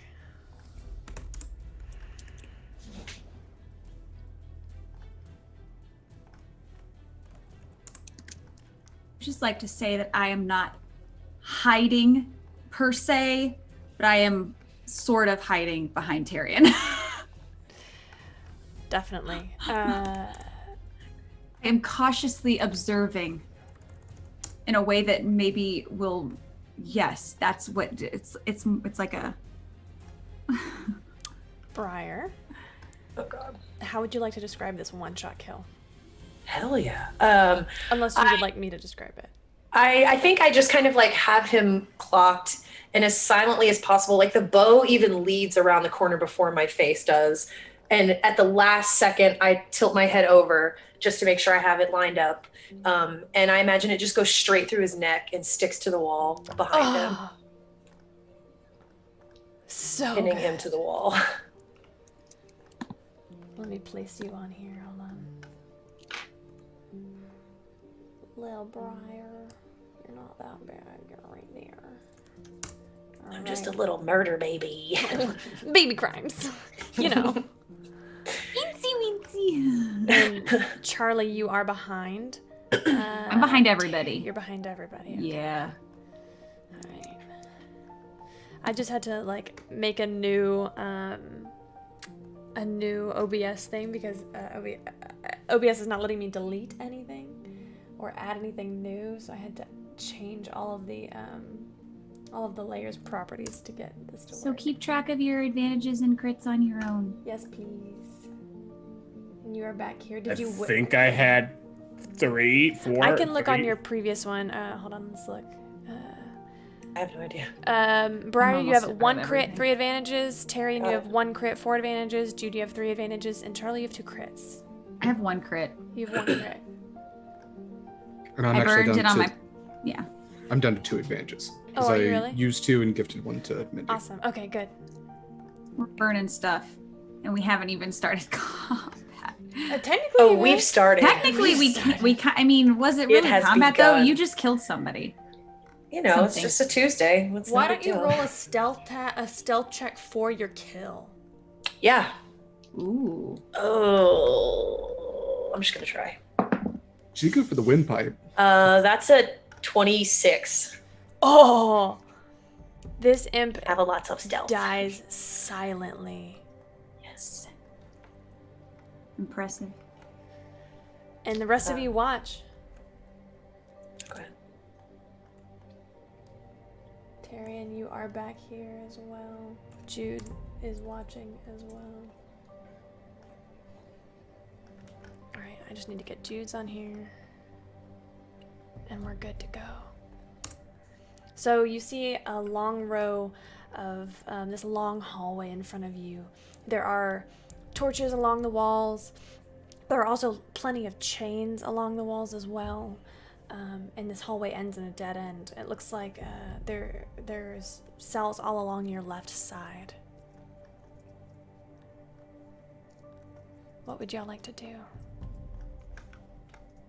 Tyrion will message Charlie and say, I think we need to let these people out as well. At least one of them is connected to the rebellion, and the others probably would have interest after being imprisoned by devils. I'm going to respond. I don't disagree, but I also don't know if we get them now or on our way out. My concern... Go ahead. No, go ahead. My concern is we're nearest to the exit now, and perhaps on our way out, we might not be alone. What if we simply release them? Jude. They could just leave. Jude, as this conversation is happening, you start to hear small noises from inside one of the cells, and you look to the cell directly to your right, and you see it is open, and there is an imp in there, and it is rousing. What the heck? Who are you? If I see that, I would just go, huh. Shing! At least attempt to. You want to kill it? If it's inside there, yeah. Yeah, And I don't. yeah. If it's not who I know, and it's an imp who can say, "Who are you?" Yeah. No, he's killing it. Oh, yeah. Okay, make an attack roll. Um, Is this imp kind of like... Oh, gosh. This imp strolls out of this cell, like, sleepily. that's a 19. That'll hit. Roll. Give me some damage. Ting tang, walla walla bing bang, That's at is it worth it? Let me work it. Put my thing down, flip it, and reverse it. Oh, my God. Oh, okay. No, I'm not gonna add a smite to this. I'm like, you're not worth it. That was a 7 on the die though, so that's 13 points of damage. How much? 13. That's exactly what you needed. What does it look like? Oh, good. I promise you, 7. If I would have saw it, it would have literally almost been like anime-like, where you get to look over and you hear like, ching! And you see like the sword kind of gets popped out a little bit, but literally it would have been a right across his head. So like attempt decapitation. Successful decapitation. Oh, Charlie, the God. head rolls to your feet. This. And I will sheath it. No, it needs to be out right now. Now that he sees that, kind of has it to its side. But he looks back, not knowing that they're having a conversation, but noticing that they're walking slightly slower, and says, "Time is not on our side. Let's go." That was not the right Jude accent. That was gross. But starts to walk off. Wants to walk. If we do a quick scan of these locks, how easily do you how long, how much time would it take, do you think, for us to try to pick these? You personally, forever? Yeah, okay. Yeah. Fair. Someone else, maybe not so much. Maybe not so long. Briar, how long do you think it would take to perhaps open these cells? I mean, not long, but I feel like we're making more trouble than we need. Why are we trying to let these people out right now? Because they don't belong here. Just grumbling, like pulling my lockpick set out. I'll try to, whichever one they gesture me towards, I'll try to pick that lock for them. Before she does that, just in case, Tyrion will cast Detect Magic. Just to see if he can pick anything up just in the vicinity. Nope. Okay. The biggest thing he was looking for was like transmutation or illusory magic, but cool. Okay. No, Briar, you would. I'm going to speak to you narratively, and then I'll speak to you mechanically about this, how this is going to work. Okay. Narratively, these metal bars are very old. You know that there's a great risk of when you push, you can unlock it maybe pretty easily for you. However, it's about how well you can unlock it and not make any noise. So there's 2 different DCs here. One is for unlocking it, and one is for unlocking it and opening it without any noise. Okay. All right. So that's the information that I'm giving you as you approach this, whatever door that they're gesturing you towards. While she's doing this, I would like to kind of slide over closer to Jude, and I would like to keep an eye out. I'm replacing Briar's eyes outward. Definitely. Roll perception. Oh. Apparently I'm allowed to roll perception today. 24. You hear, do you speak Infernal? I do. You hear grumbling from down the hallway. Indistinct conversation going on between what sound to be, they're very deep voices, so you imagine they're very large creatures. I'm gonna lightly touch Jude and just kind of give him a glance and see if he maybe is, and at least gesture towards where I hear the sound coming to see if he can pick up just so that he's aware. Yeah. Do I? My perception is crap. You hear just indistinct muttering. You don't really pick up what language it's in, though, but you can hear figures down the way. They don't appear to be moving. They're stationary. Cool. I do look at. I'm assuming Tyrion's probably looking at Briar versus looking towards us. Okay, then. I'm still kind of standing with the group, waiting for. I was assuming Charlie to tell me who she wanted me to let out, so I haven't approached the door yet. Well, I know a lot of this conversation has been in message, so technically Sure. Jude hasn't heard much, so Yeah. he's just kind of waiting, like. Yeah. Tyrion will convey to Jude then, I think we're going to try to potentially break some of these people out as quietly as possible. if you see anything, if you see something, say something. I'm saying something. Oh, perfect. Okay, good timing. What do you see? Well, and I'll look back down at down. I'll look down at Charlie for a second. Voices, conversation down the hallway, probably. We don't have long, and if you're attempting to break someone out, please do it very silently and fast. Because again, time isn't on our side. Noted. Help convey to Briar. There are voices down the corridor. Okay, I feel like this is a bad idea, but I guess you did make me a sandwich, so okay. I trust you on this. It's if you think it's not going to be quiet. Whichever cell is nearest, or I'll tell you what, actually, I want to, whichever cells are nearest us, who in there looks the most able-bodied and the most healthy, relatively speaking? The cell nearest to all of y'all, probably this gentleman alone up here. Okay. All right, I'll approach that one. Okay. Roll a thief's tool check if you would like to open it. All right.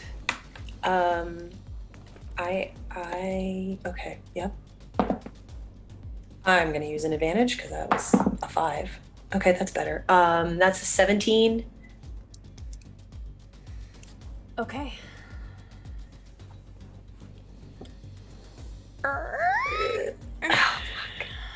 The door opens noisily. Yep. At this moment, you hear. Let's pull it up. So this imp is supposed to be away from here. He's supposed to be. No! This imp begins to exit this door over here. Charlie, you would see this. And it begins to to flutter out, look around, and is going to see you. I'm already reaching for Jude. Jude will instantly, if he sees it, Yeah. he will say, silent, as I cast command. Oh, what's the spell? All right, what's the check? 15 wisdom. That's a failure. Cool. You notice it is trying to... and it would have been an infernal. Yeah, definitely. It grasps its throat and looks like it is trying to scream. It's going to bang itself against the door.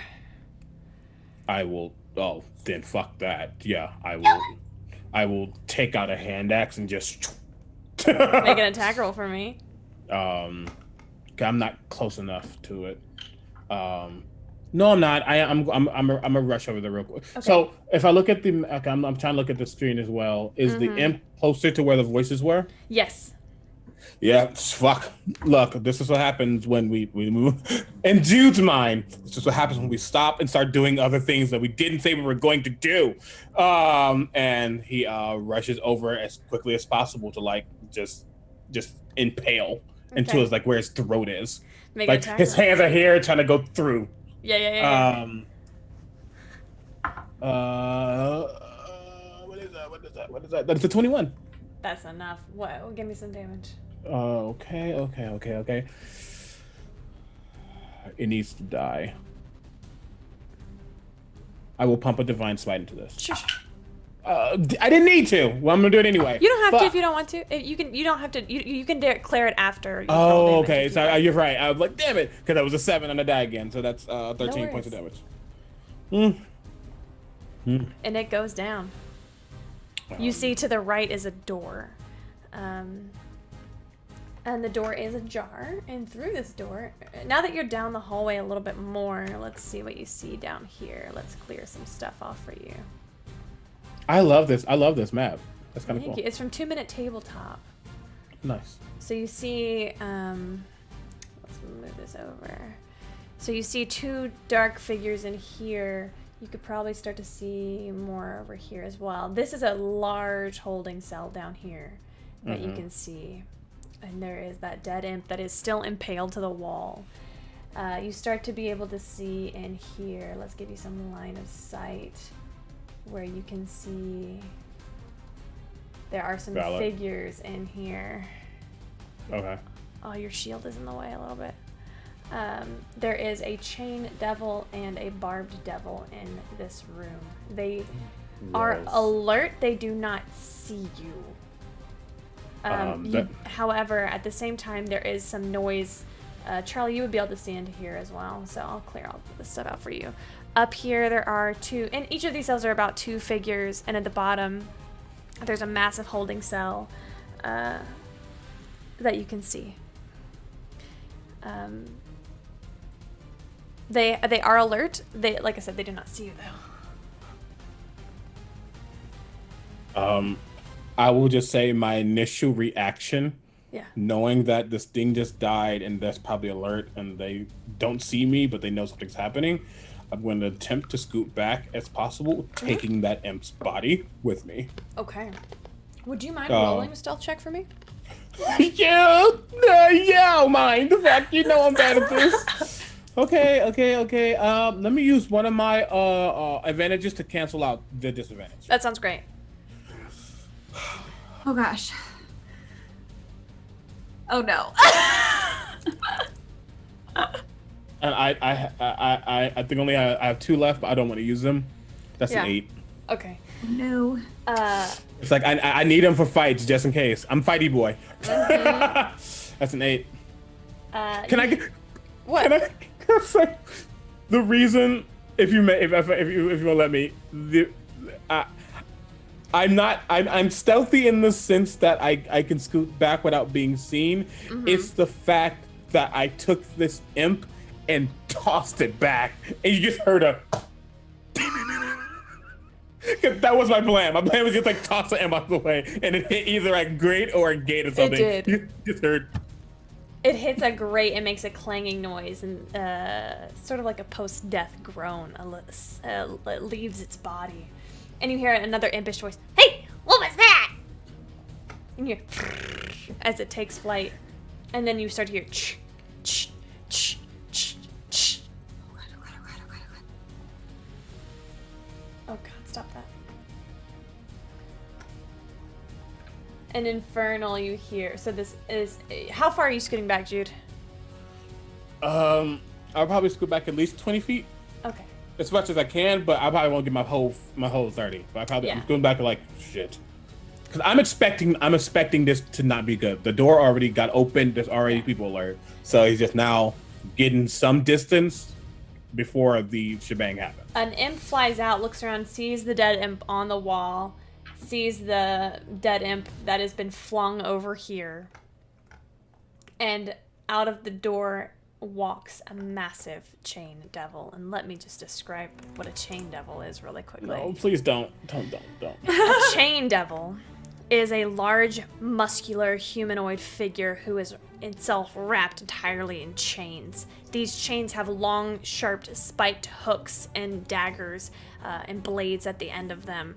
This is a medium fiend, and as you all begin to take sight of this, you watch the chains along the walls. There are, let's see, in this hallway there are 7 chains that y'all can see currently begin to rattle.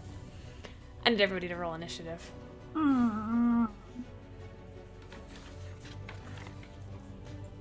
Wait. This is not good. Oh. This is not good. Super great. Good job, me. High five. That's okay. That's okay though. 14. 18. Okay, did anybody roll above a 20? I rolled a 20. Okay, Well, I rolled 18 plus 2. sure. So dirty 20. So Jude is at a 20. The chain devil is at a 19. Did anybody? I heard an 18. Briar? Me. Yeah. Bad. This is bad. Tyrion? A 14. Charlie? 13.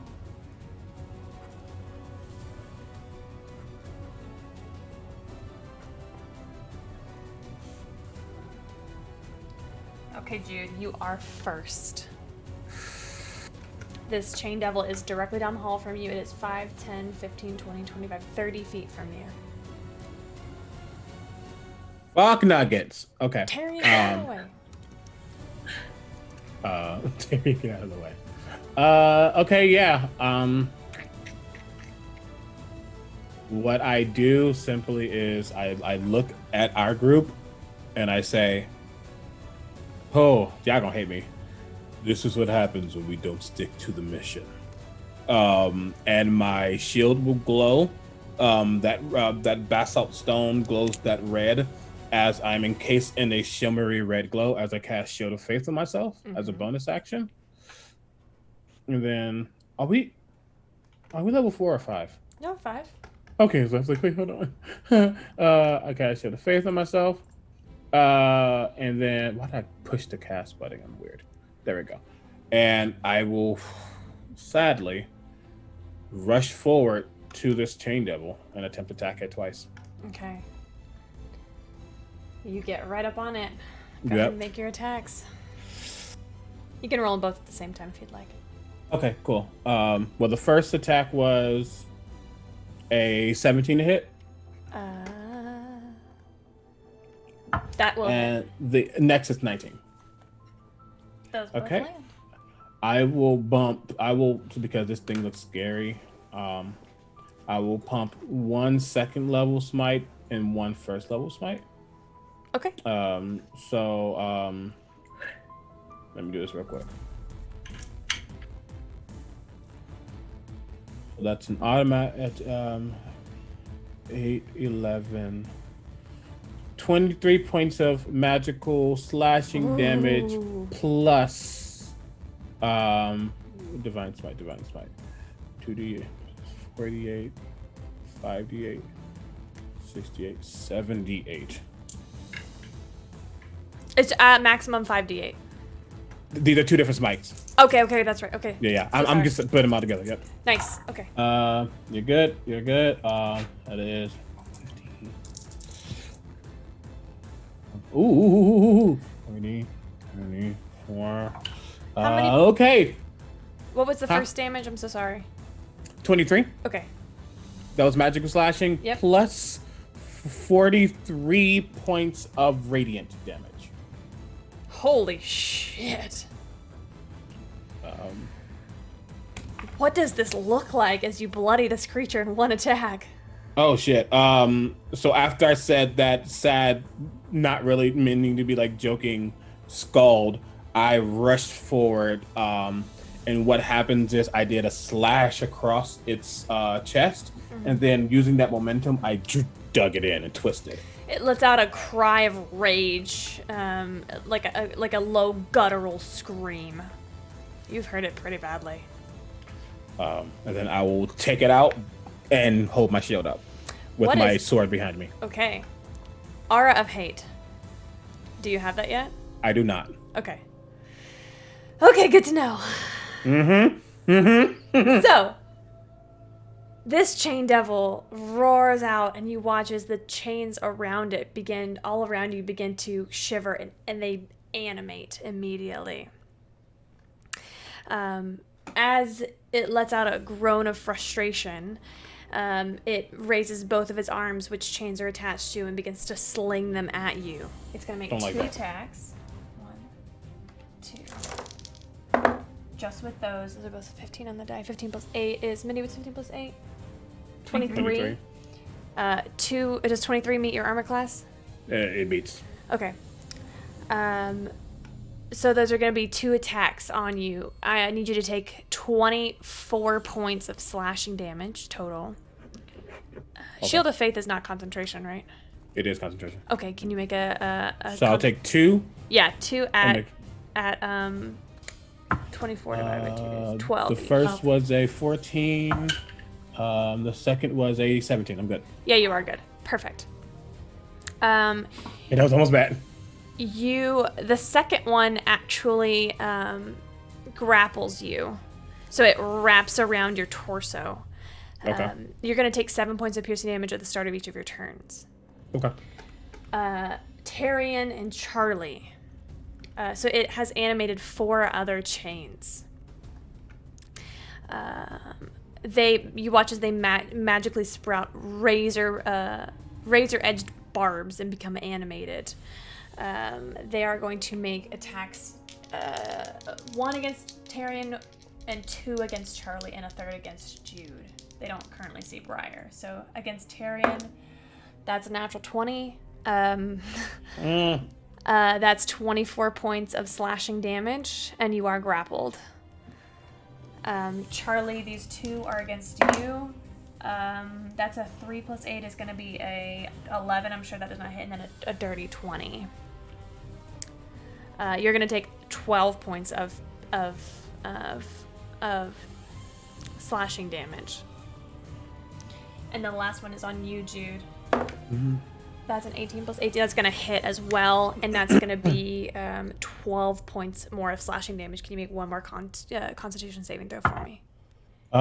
Ooh, that's close. That is 11 on a die plus 1 is a 12. Okay.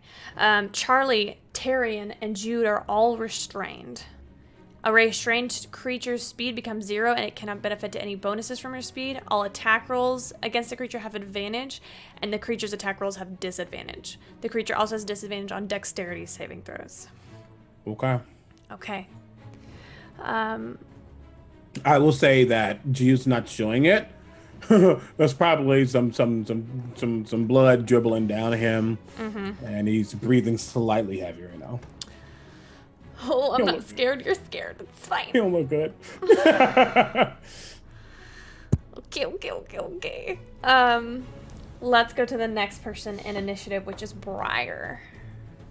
My heart is literally pounding right now, y'all. Watching all my friends get pinned up like that. I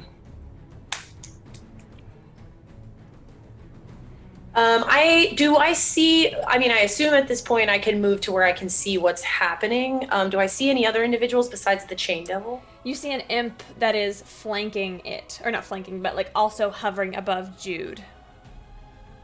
Okay. But you don't see anything else. Okay, I am going to try something really fucking stupid. All right, I'm going to steal my resolve, and just pulling this heavy cloak more over me. I'm about to die. I am going to stride out into full view. Okay. And I am going to point at this Chain Devil and say, not only are you super ugly, but you're really bad at your job.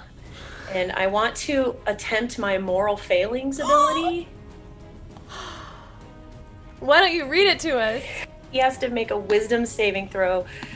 Okay, so. It's probably not going to succeed, I'll tell you that. What'd you say? He's probably not going to succeed. Sorry, my hands are literally shaking. No worries. Okay, here we go. So, target a living creature within 30 feet, reminding of its moral failings. It must succeed at a wisdom save or be stunned for the number of rounds equal to my level, which would be 2. Yep. And it can attempt another saving throw at the end of its next turn if it wants to. I'm trying to stun it into submission. That's a failure. A stunned creature is incapacitated. It can't move, can't speak. Is it still grappling us while it's stunned? Yeah, it is. It cannot continue to attack you. Bonus action hide. Bonus action hide. Just anywhere. Sure, you duck back around here. Yeah. Heart racing. Oh my gosh, this is such a great turn of events. Oh my god. Tyrion. Refresh me on stun. Is a creature knocked out of stun if they take damage? Or does it last for the turns because of the... Briar, if I'm correct, your condition doesn't end on an attack. Can you make sure it doesn't end on an attack? This is a Camille homebrew thing, so you'd think I'd remember it, but I don't. I'm muted. I've been talking this whole time. It doesn't say anything about anything that can knock it out of the stun. It just says it can attempt a new saving throw at the end of each of its own turns So- for however many rounds. Okay, I'm gonna go ahead and say that I probably should have put on anytime it does take damage. So, Chris, can you message me after the session to add that, if that's okay with you? So yeah, you sense that it will have to repeat its saving throw if it takes damage. Okay. In that case, I think what he's going to do is target the chains. How many chains were there? 4. Perfect. Well, hey, that's just enough for a magic missile. So he will cast magic missile at all of the chains and see if he can break those. So you can cast, you can target 4 creatures with what level magic missile? I'll just do the base level. Was at level 1 magic missiles? So yeah, 4 magic bolts. Okay, I thought it was 3. Okay, that's fine. I think it's 4 for. I think it's an additional 1 for each. Let me look it up. Oh, you're right. 3 glowing darts. I apologize. no Yes. worries. So I will cast it at 2nd level then. Okay, sweet. It's 4 magic 1d4. darts. That's what I was thinking of. And they Yeah. automatically hit. Roll me some damage. 4, 3, 2, 2. Okay, they ping off 4, 3, 2, 2. Hold on, I gotta write this down. 4, 3, 2, 2. They don't seem to be having a great effect. You get the sense you would have to do that at least 10 more times to break these chains. Cool. I don't think he has any bonus actions or anything. Tyrion, at the beginning of your turn, I need you to take 7 points of piercing damage. Okay, cool. As the chains tighten around you, as you begin to cast these spells, you feel the razor sharp edges begin to dig into your skin. Ouch. Which brings us to Oh, I'm so sorry. Is that the end of your turn? Yeah, I think so. Yeah. Okay, brings us to Charlie. I need you to take 7 points of piercing damage. Okay. And dead. No! I'm not dead yet. I got like another round and a half in me. So I would like to okay.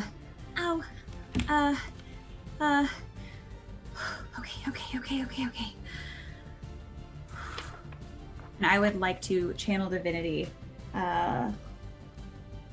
Just, we're gonna just burn some channel divinity. It's fine, because who needs this ever? I can't actually reach for my holy symbol, but I'm concentrating where it is tucked underneath, because it is tucked away still. And I'm concentrating very, very closely. And I would imagine I feel it kind of warm against my chest. And What do you think about as you're doing this channel divinity?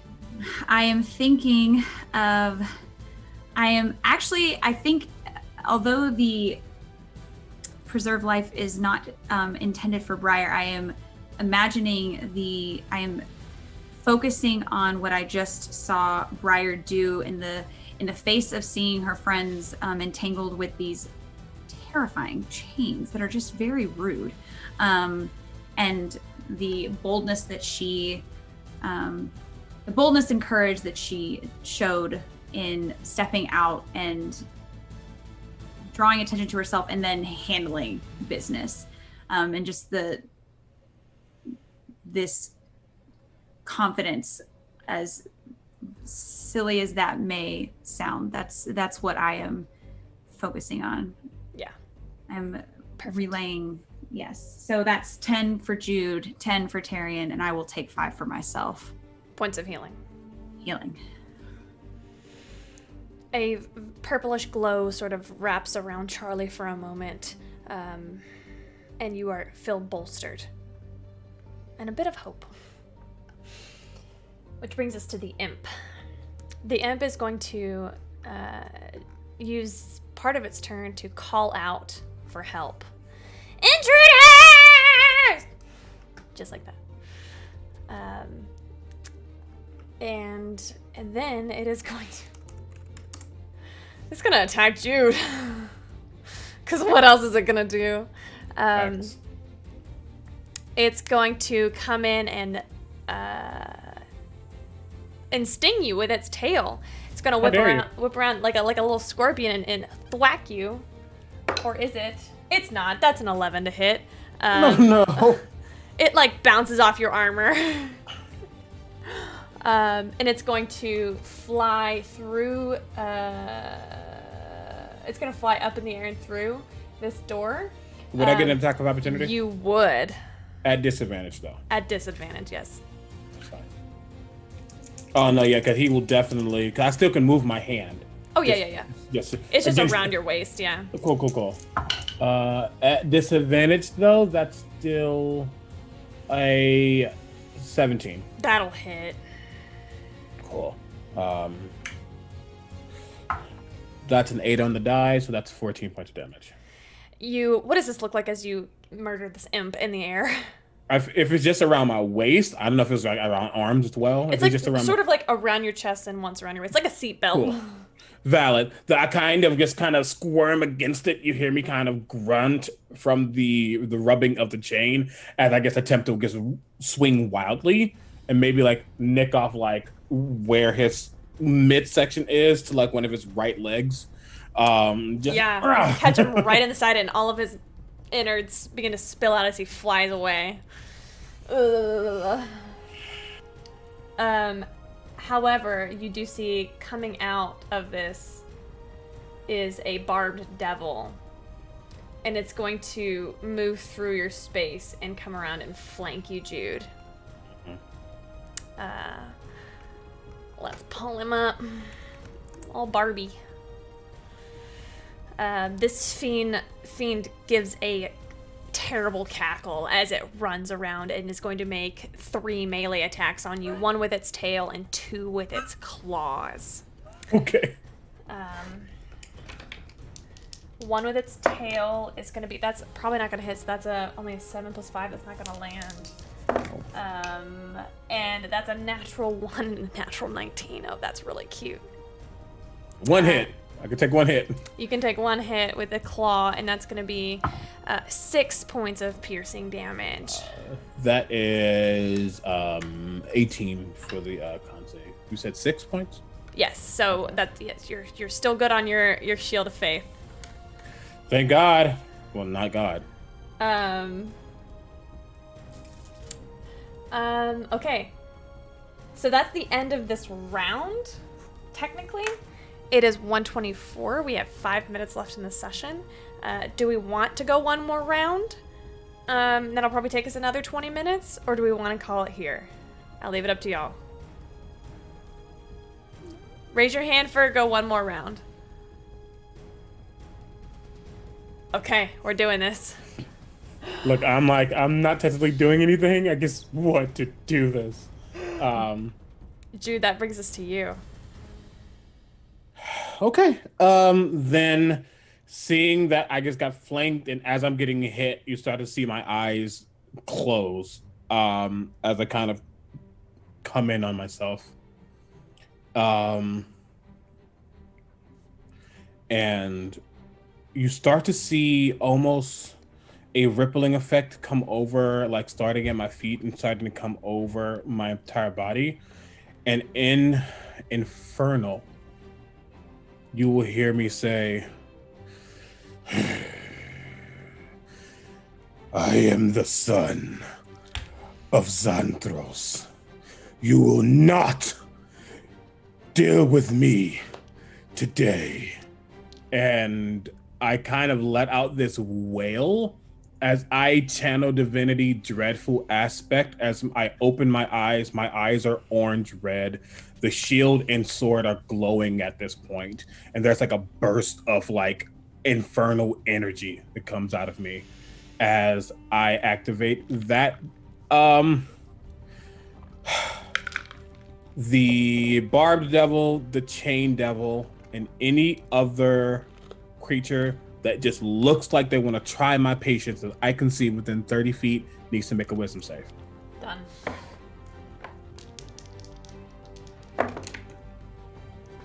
Let's see.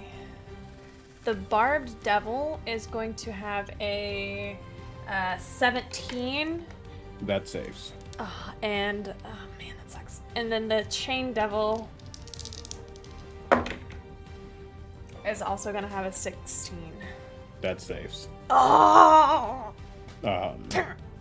If they didn't have magical resistance, they would have failed. That was, yeah, that's cool. But But go ahead and make an intimidation roll for me. Okay. That's not. No, I'm using my fucking advantage. That was Okay. a natural 1. Oh, yeah, definitely use an advantage. And that's a natural 20. What does that bring the total to? 27. Oh, okay. You notice that the barbed devil in particular does look a little ruffled. At least a little ruffled for the moment. It looks like he's rethinking his decision. So that was that your action to channel divinity? That was my action, and I don't really have anything else to do. And I'm going to die. I'm still Shield of Faithing right now. Yeah, that's all I can do. Okay. Oh, okay. It's the Chain Devil's turn.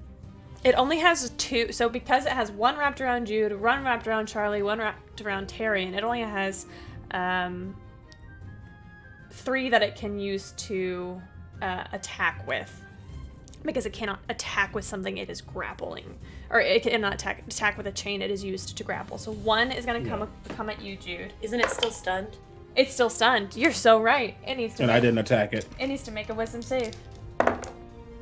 That's going to be a 20. It saves. Oh! And that's actually, does it say at the end of its turn? It does say at the end of its turn. It makes That's its whole turn. Even if it didn't take damage, it It at the end of each of its turns, every yeah. turn. Okay. All right. Gotcha. So that's its whole turn, wasted. Briar, it is your go. Okay. Heck. I'm going to, I assume my, shoot. All right. I'm gonna step back out because I can't do much from back here. I'm gonna step back out and attempt to fire my bow. You can attack either of them with sneak attack. Because Yeah, they're both I'm engaged. actually gonna go with the chained devil though, since he's already kind of bloodied up. Oh, he's hurting. So first, let me roll to hit. You know what? I'm gonna use an auto crit. Fuck this guy. Fuck this guy. Use your auto crit. Auto crit. So the regular would be 2d6, so that's plus sneak attack. And you double the die. Mm-hmm. Oh wait, I doubled the first one, so that's 29 points of piercing damage. Okay. And as I fire, my cloak kind of billows out from behind me, and the barbed devil next to him starts hearing this unholy shrieking sound all around him. And you can kind of see like black wisps whipping around me. I'm activating my Wails of the Grave ability to deal 1d6 psychic damage to the second guy as well. Okay.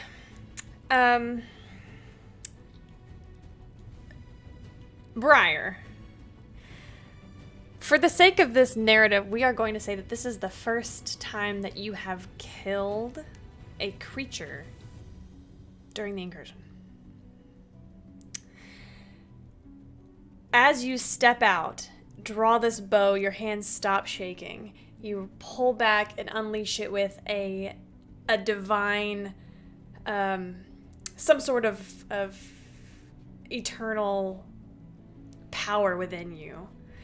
And as your arrow flies, it begins to turn darken, and each of you watch as this arrow lands directly in the sinks into the skull of this chained devil. A massive wave of black smoke energy flies out in every direction. And every single person here hears a single loud toll of a bell in their head. The chain devil falls. Anybody looking at Briar would see, once again, skeletal wings, dark hood, long black cloak for just a moment. Tyrion, it's your turn. I'm so sorry, Briar. Would you like to hide? Yeah, definitely. Yeah, I'm out. Just roll for stealth for me. Yeah, for sure. That's a 19. Okay, good to know. Are we released from the chains? No, the chains. You are released from the chains. Perfect. Oh, Jude, you were supposed to take 7 points of piercing damage at the start of your turn. Briar, intentionally or not, gave Tyrion an Shade of idea. Faith is gone. Okay.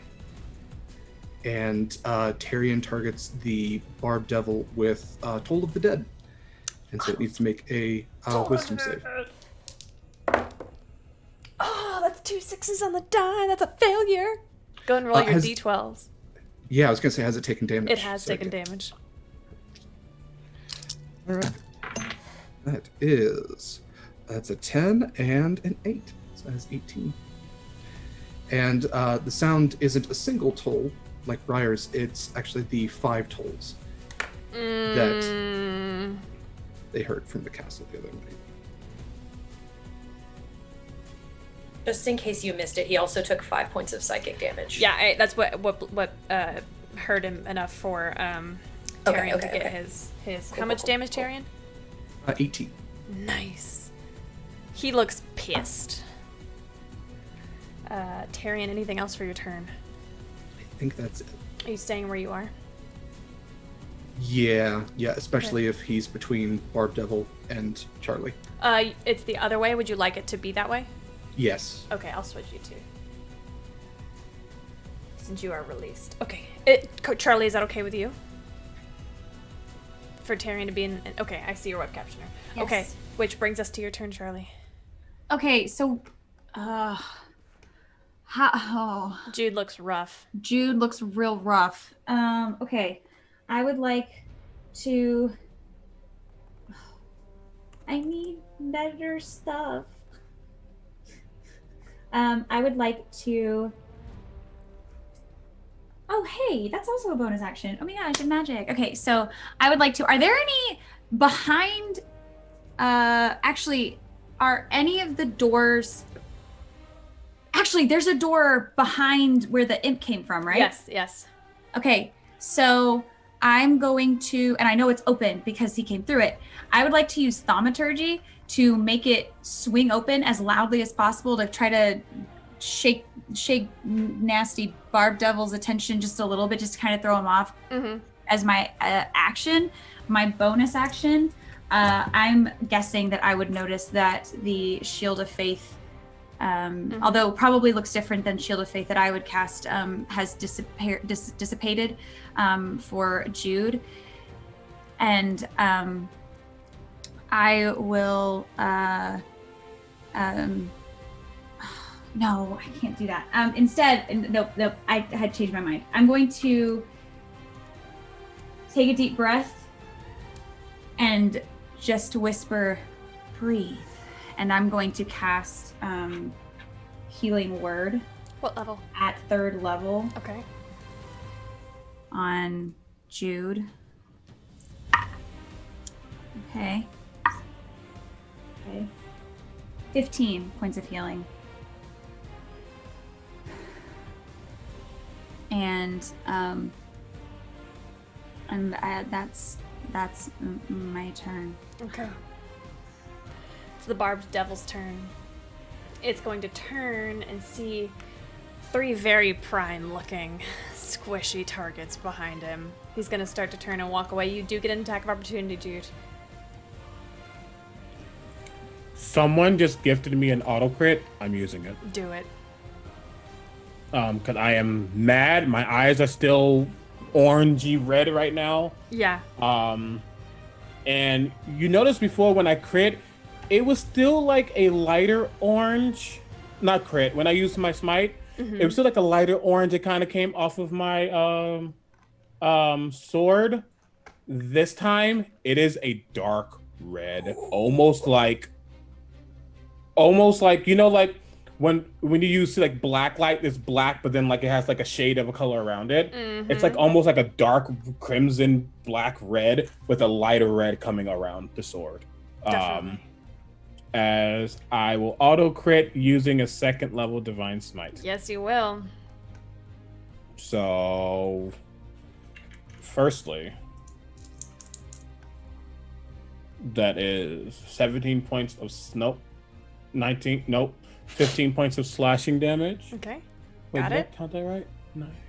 15 points of slashing damage plus. Now, because I crit, the smite rules don't count. I'm just doubling. Sure. Just smite. Yeah. Dice. Yes. Okay. Because that's 4, 6. Okay.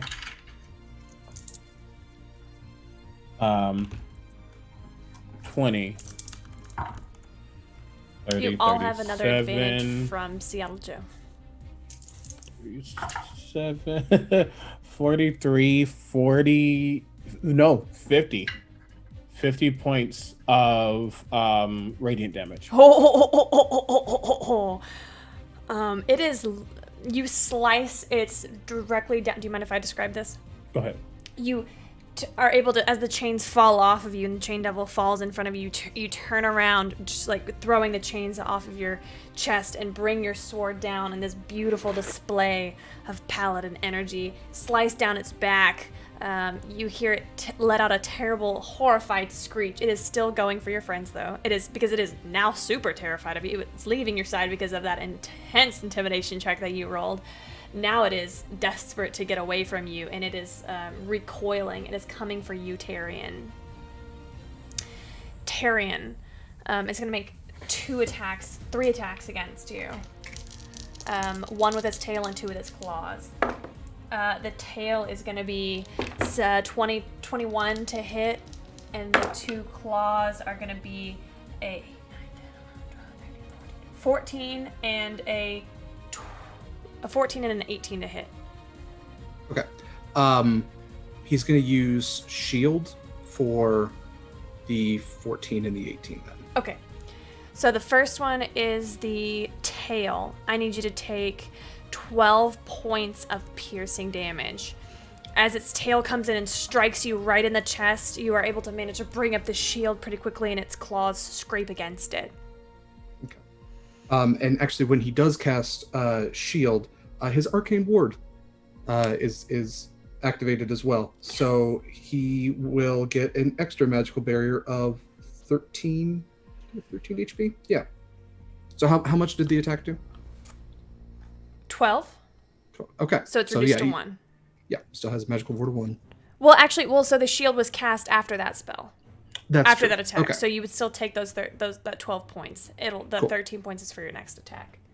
Gotcha. No worries. And that's the end of that second round of combat. It is 1:39, so we're gonna go ahead and call it here. All right, sweet friends, let's go ahead and sign off. Who wants to start us off? Hey, I'm Mindy. You can find me on Twitter and Twitch at Miss Mindykins. Stream stuff Sunday nights, Wednesday nights. You can also find me here Monday nights at 6:30 Central, playing Leona Bard Oracle thing, assuming she survives this Monday. And my favorite part of this session, I have a lot of stuff written down. I'm gonna go with Briar,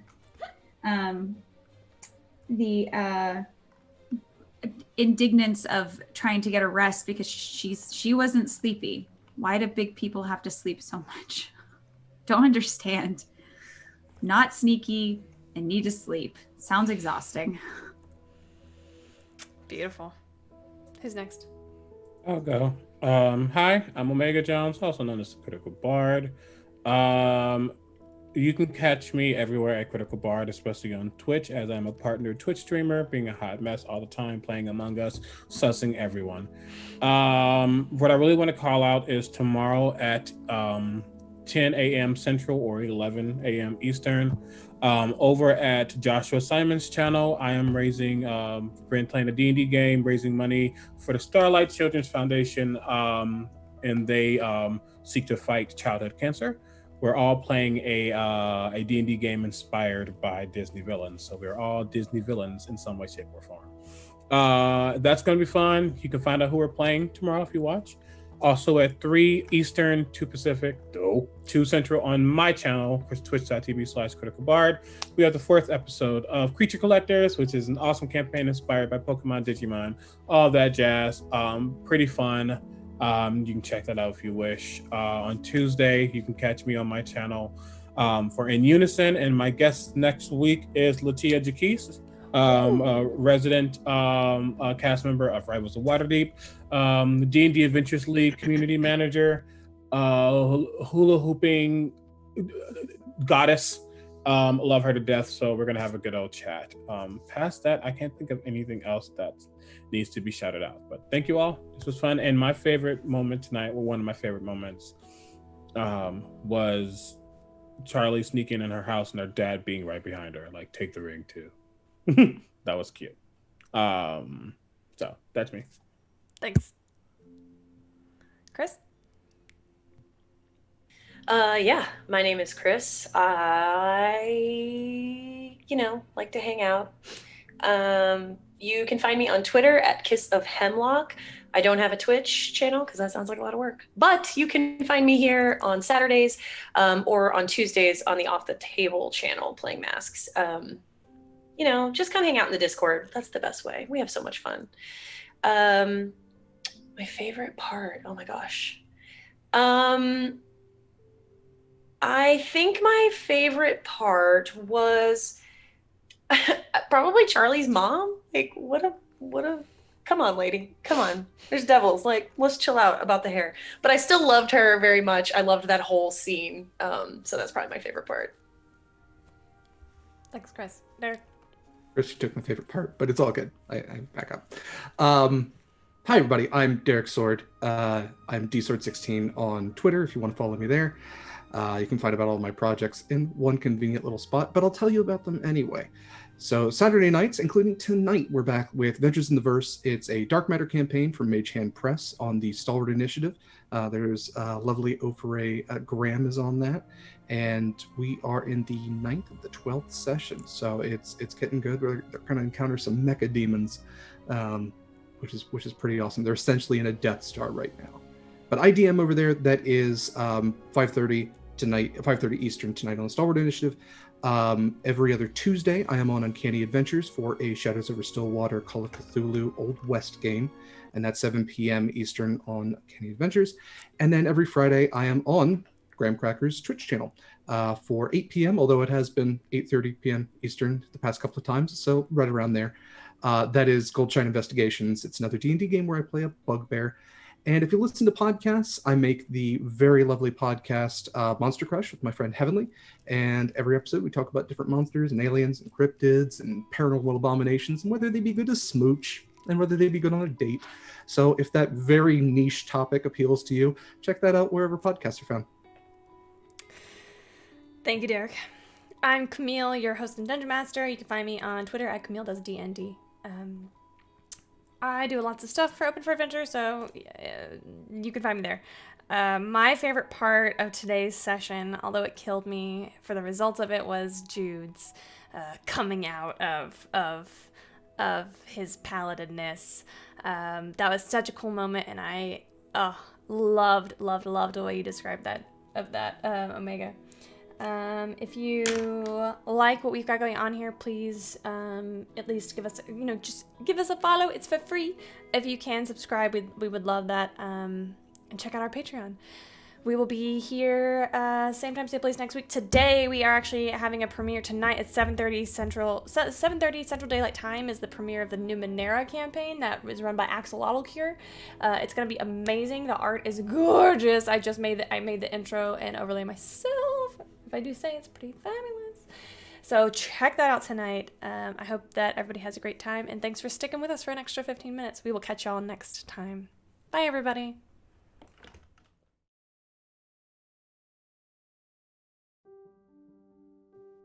I forgot to share my favorite moment. I went through all that. And what about Derek's favorite? I was like, oh, it's okay. Oh, it's all good. It was Jude basically sleeping like your weird uncle in your house. Yeah. Just takes his shirt off and sleeps in a chair sitting up. Yeah. Oh, if I was a different character.